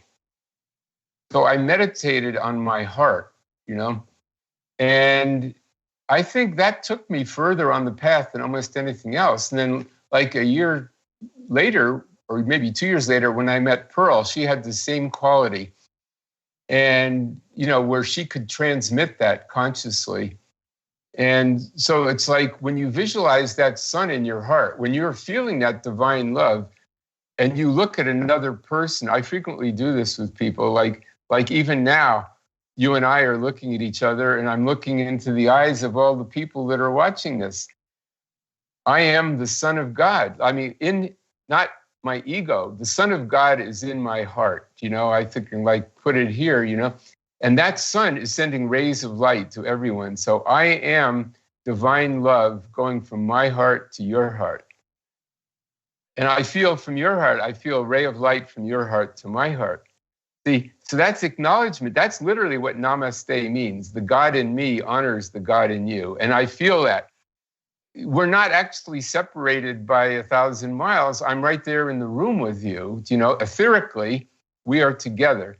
So I feel your presence, you feel my presence. energetically. And everyone watching this, I am sending that love and God consciousness out to everyone, and I'm receiving it back. And from the groups I've done online, I know that this works, And we can include whoever we want in this. Saint Germain, Yogananda, Amma, Mother Mary. Just feel them around us. And it's by the door to that is really here. That's the ultimate path, I feel, on the spiritual path, is to bring the God consciousness into the body as a human being. You look at the Star of David, the 6-point star, it's bringing the heavenly and the earthly together in the heart. That's where it's the Christ consciousness is realized there as a human being. It's not in leaving the body or being in samadhi. It's bringing it in as a human being to be a compassionate, loving human being, That's great. Very nicely put. Anyway. Let's see. Maybe we have... I have a few more questions I want to ask you, and maybe we have time for a story. Which story would you rather tell? Healing by the Space Brothers or Joseph Sunhawk at Taos Pueblo? Oh, man. You're jarring my memory here. Oh, you don't have to tell either of them if you don't want. I'll talk about the Space Brothers, since they are going to play a part in our salvation. These are our ancestors, actually. How did we get to Earth anyway? I don't buy the Darwin thing that we evolved out of single-celled organisms. Do you know what I mean? Right. But anyway, we might come into animal bodies, but we come from someplace else. So whether it's the Pleiades or Sirius, wherever, I have memories of, and so did Pearl, getting off a spaceship, maybe 100,000 years ago. And anyway, one of my first experiences with first let me jump to the important experience that I had. Was many years ago. I was up at Lake Louise in Canada, and I had an out-of-the-body experience. My physical body was asleep, but I was taken into a spacecraft, and Saint Germain was on that craft. And he took me up. We went up over the top of the Earth, down into the North Pole, and there's another world inside the Earth where there's an inner sun. Now, the Buddhists would call this Shambhala, or there's a lot of disagreement over where it is. But I've had the experience of another world at a different frequency, there. True. It's not something that geologists are going to find, but on a different level, different frequency. Yeah. Okay. So I don't know exactly what that frequency is, but anyway, as I was in this ship, Saint Germain gave me one of the few. He never makes predictions for me, or channels, about my future. He did that once, and I didn't like anything he said. Right, like changing name to Peter Mount Shasta. Yeah, right? yeah. So anyway, he said, the spacecraft are very important in the future destiny of the Earth, because a time will arrive on the surface of the Earth when certain portion of humanity need to be evacuated. And, this ties in with a lot of other things. There will be a new heaven and a new earth. The people that will go into the new heaven and the new earth will have God in their hearts and the sign of God in their forehead, So, some people whatever people need to experience is what they will get. So it's up to each individual. Do I need to experience the lower frequency, the old heaven and the old earth, or the new heaven and the new earth? So Saint Germain was showing me, again, this cooperation between what we call the ascended masters and the space beings. They're all working together. The space beings are not what you'd say ascended masters yet. They're very masterful, but they're also working on their spiritual unfoldment and enlightenment and stuff like that, So, I don't know. Then you asked about the healing. That was another experience I had where that was actually my final healing from India, where I was still sick from drinking from the Ganges. And one night, one afternoon, I said, I've had it. I'd been living on millet and yogurt for, that's all my stomach could handle. And I finally said, I've had it. I went into town, had a few beers, went to a soul food place, had, soul food, coffee, chocolate cake, whatever. Came home and I figured I'm probably going to die tonight, And I just completely surrendered. And I said, God, I'm in your hands. Well, the next thing I know, I'm on board this spaceship. It's like a hospital ship. And they said, we circle the earth, healing people where we can, like where their karma allows it. And they had me stand in front of this machine that had plates that went against me. They turned it on and all my chakras lit up. I could see my chakras. And it felt great. I said, this is fantastic. Keep it going. And they said, well, we have to be careful. We don't want to burn your chakras out. And then it was just like a doctor's office. There was someone with a clipboard and they said, go sit down over there. We'll observe you for half an hour. Then we'll beam you back down. I woke up in the morning. I was in perfect health. That was it. Total healing. That was the end of your dysentery. That was it. Yeah. That's great. Cool. All right. Here's a question that is actually in the beginning of your second book. What are some of the perils of the path and how can we avoid them? Well, the most obvious peril of the path is thinking that because you've achieved certain things or experienced certain things that you're superior to other people. Pride goes before a fall, they say. Yeah, exactly. That's the most seductive part. And I see a lot of these teachers now. Well, I don't want to put that. I see some teachers who, have quite large following, and there's a lot of pride and, about their trip, or even practitioners, like who is that guy does those funny videos like my guru is more enlightened. J.P. Sears, yeah. Yeah, my guru is more enlightened than your guru. He's been on Batgap, yeah. Yeah, funny. That feeling that you're above other people or beyond, or that you have it all together. Ultra spiritual, he calls himself. He has a book, 12 and a half tips for becoming ultra spiritual. Yeah. Or even like you see somebody homeless in the street and you think, well, they must have bad karma. I'm glad I'm not around them. I don't, until we have compassion for everyone. I don't know who it was said, you have to be more humble than the dust, but you can't fake it. You can't fake that. You have to feel it, Yeah. And that's, I got to know Ram Dass, after we came back from India, and he developed that really, even though people worshipped him and loved him, he had that humility, I think, toward the end, Yeah, he really did. And he did a lot of Seva. He had the Seva Foundation, and he was working with, I forget the guy's name, Ashley Brilliant or something. We're helping to cure people of blindness in India and stuff. He really knocked himself out doing that kind of thing. Yeah. So, I think that's that's the greatest trap, I think, is to, and and then. At the end of my book on the Violet Tara, I said, if you feel this path is too complicated, the Tantra or something, do it. Jesus, like his disciples said, 10 commandments are too much, He said, well, just, what did he say? Love one another. And, basically just, love one another and see God in everybody, And what you do unto the least of my little ones, you do unto me, And I think that's the answer, find some, go out and do something, like buy someone groceries if they can't go to the store, or just talking to somebody who's lonely is a tremendous service, A lot of people feel, what can I do?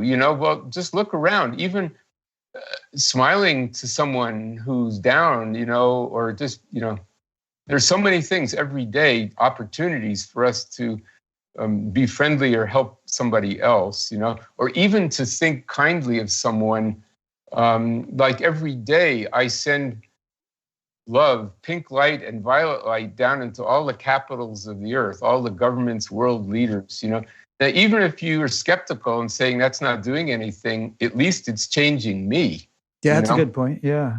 Get out of the judgment. It's the judgment that does people in, Yeah, that's beautiful. Very good. That person's in duality. That person's being material. That person is so materialistic, like they're eating a tuna fish sandwich. They couldn't be enlightened, Right. Yeah, that's a tricky one, because there's some, I don't know, the way I get around that, like for instance, you have lavished a lot of praise on Chogyam Rinpoche. And he died of alcoholism in his 40s, and he was a mess by the time he died. He was just brain damaged and delirious and all kinds of problems. And yet he came out with a lot of profound stuff. And I don't know, the way I come to terms with that, and that's just one example of many, is that everybody's a work in progress, including me, of course, and that you can have a great degree of development in certain areas, but it doesn't mean you've completely blossomed in all the various facets in which a human being can blossom.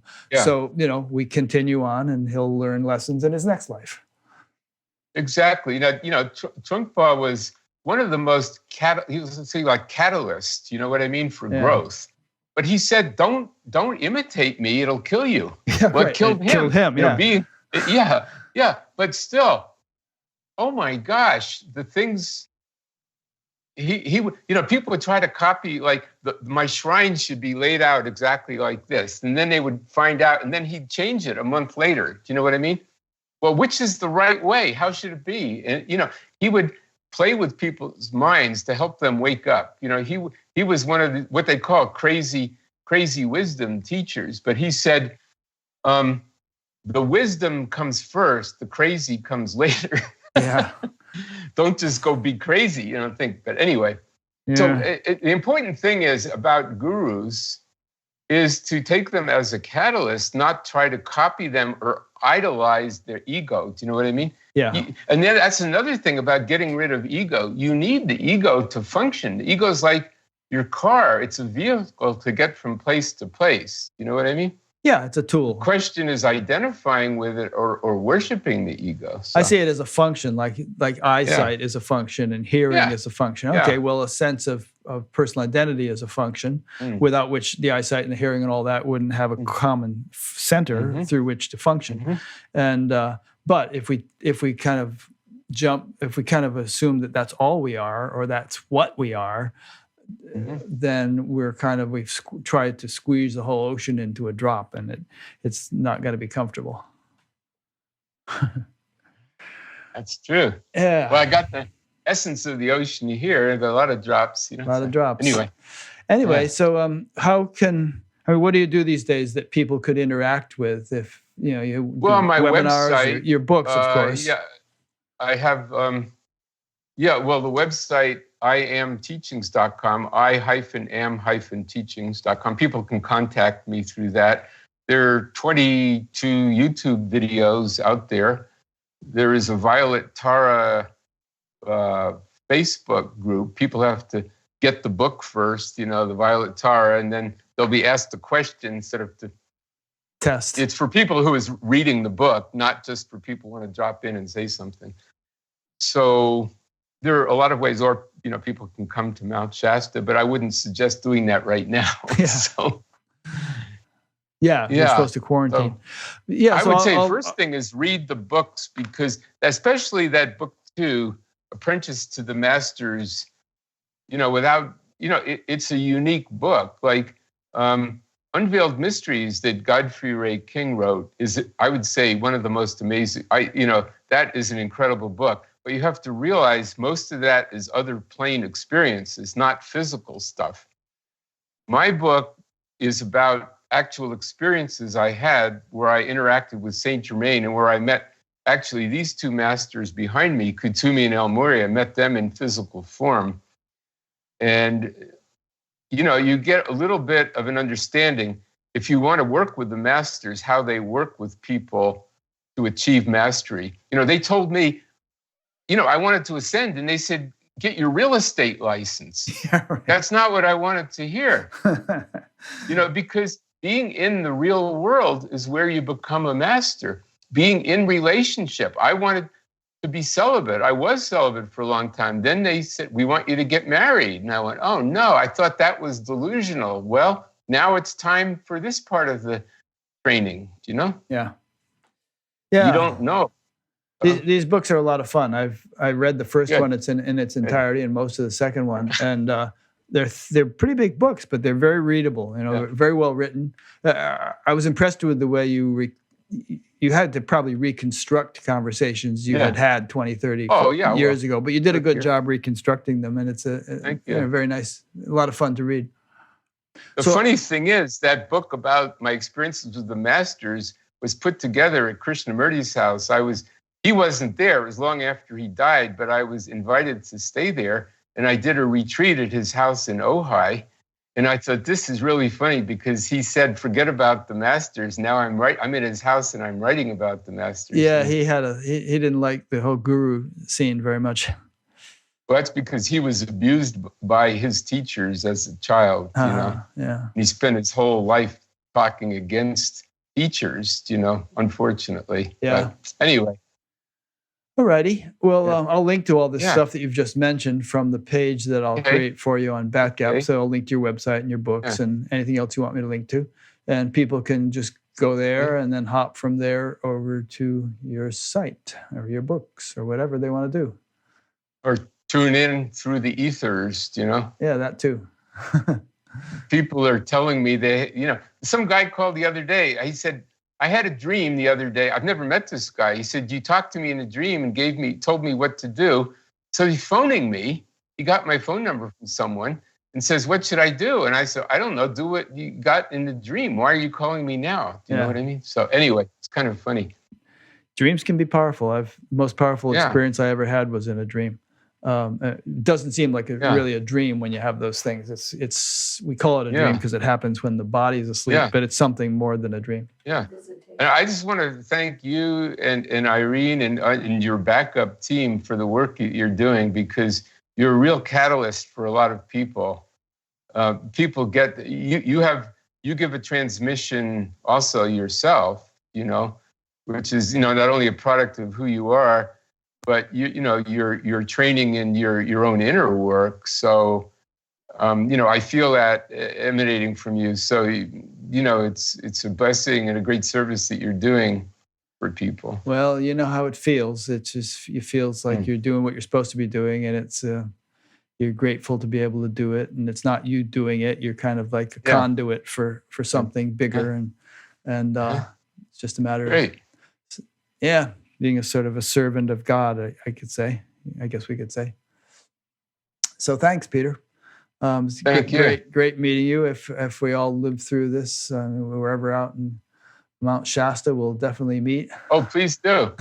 No, we're all going to be living for eternity. We're going to see each other in many other planes. That I know for sure. Yeah.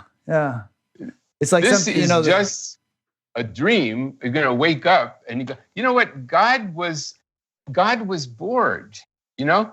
It's like it said, I've been in samadhi for 1,000,000 years. I'd like to experience another reality. Let's create duality and good and evil, right and wrong, male and female, all this stuff, and play around in it for a while. Yeah, I was just going to say that when you said, oh, yeah, we'll meet in other realms and there's all this. It's like, the whole thing is like this great sort of play. The word Leela, it means play. It's God's having a blast. Exactly. Just everyone should keep that in mind. We're going to wake up someday. Wow, wasn't that a trip? Yeah, exactly.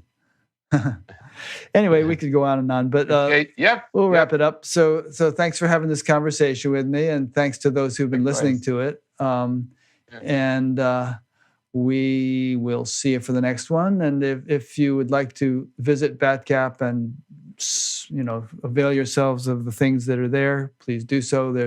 You can sign up for an audio podcast or subscribe to the email newsletter to get notified when there's new interviews, or some other things on the site. Poke around through the menus and you'll see them.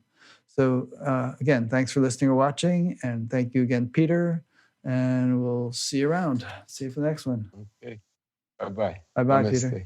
Namaste.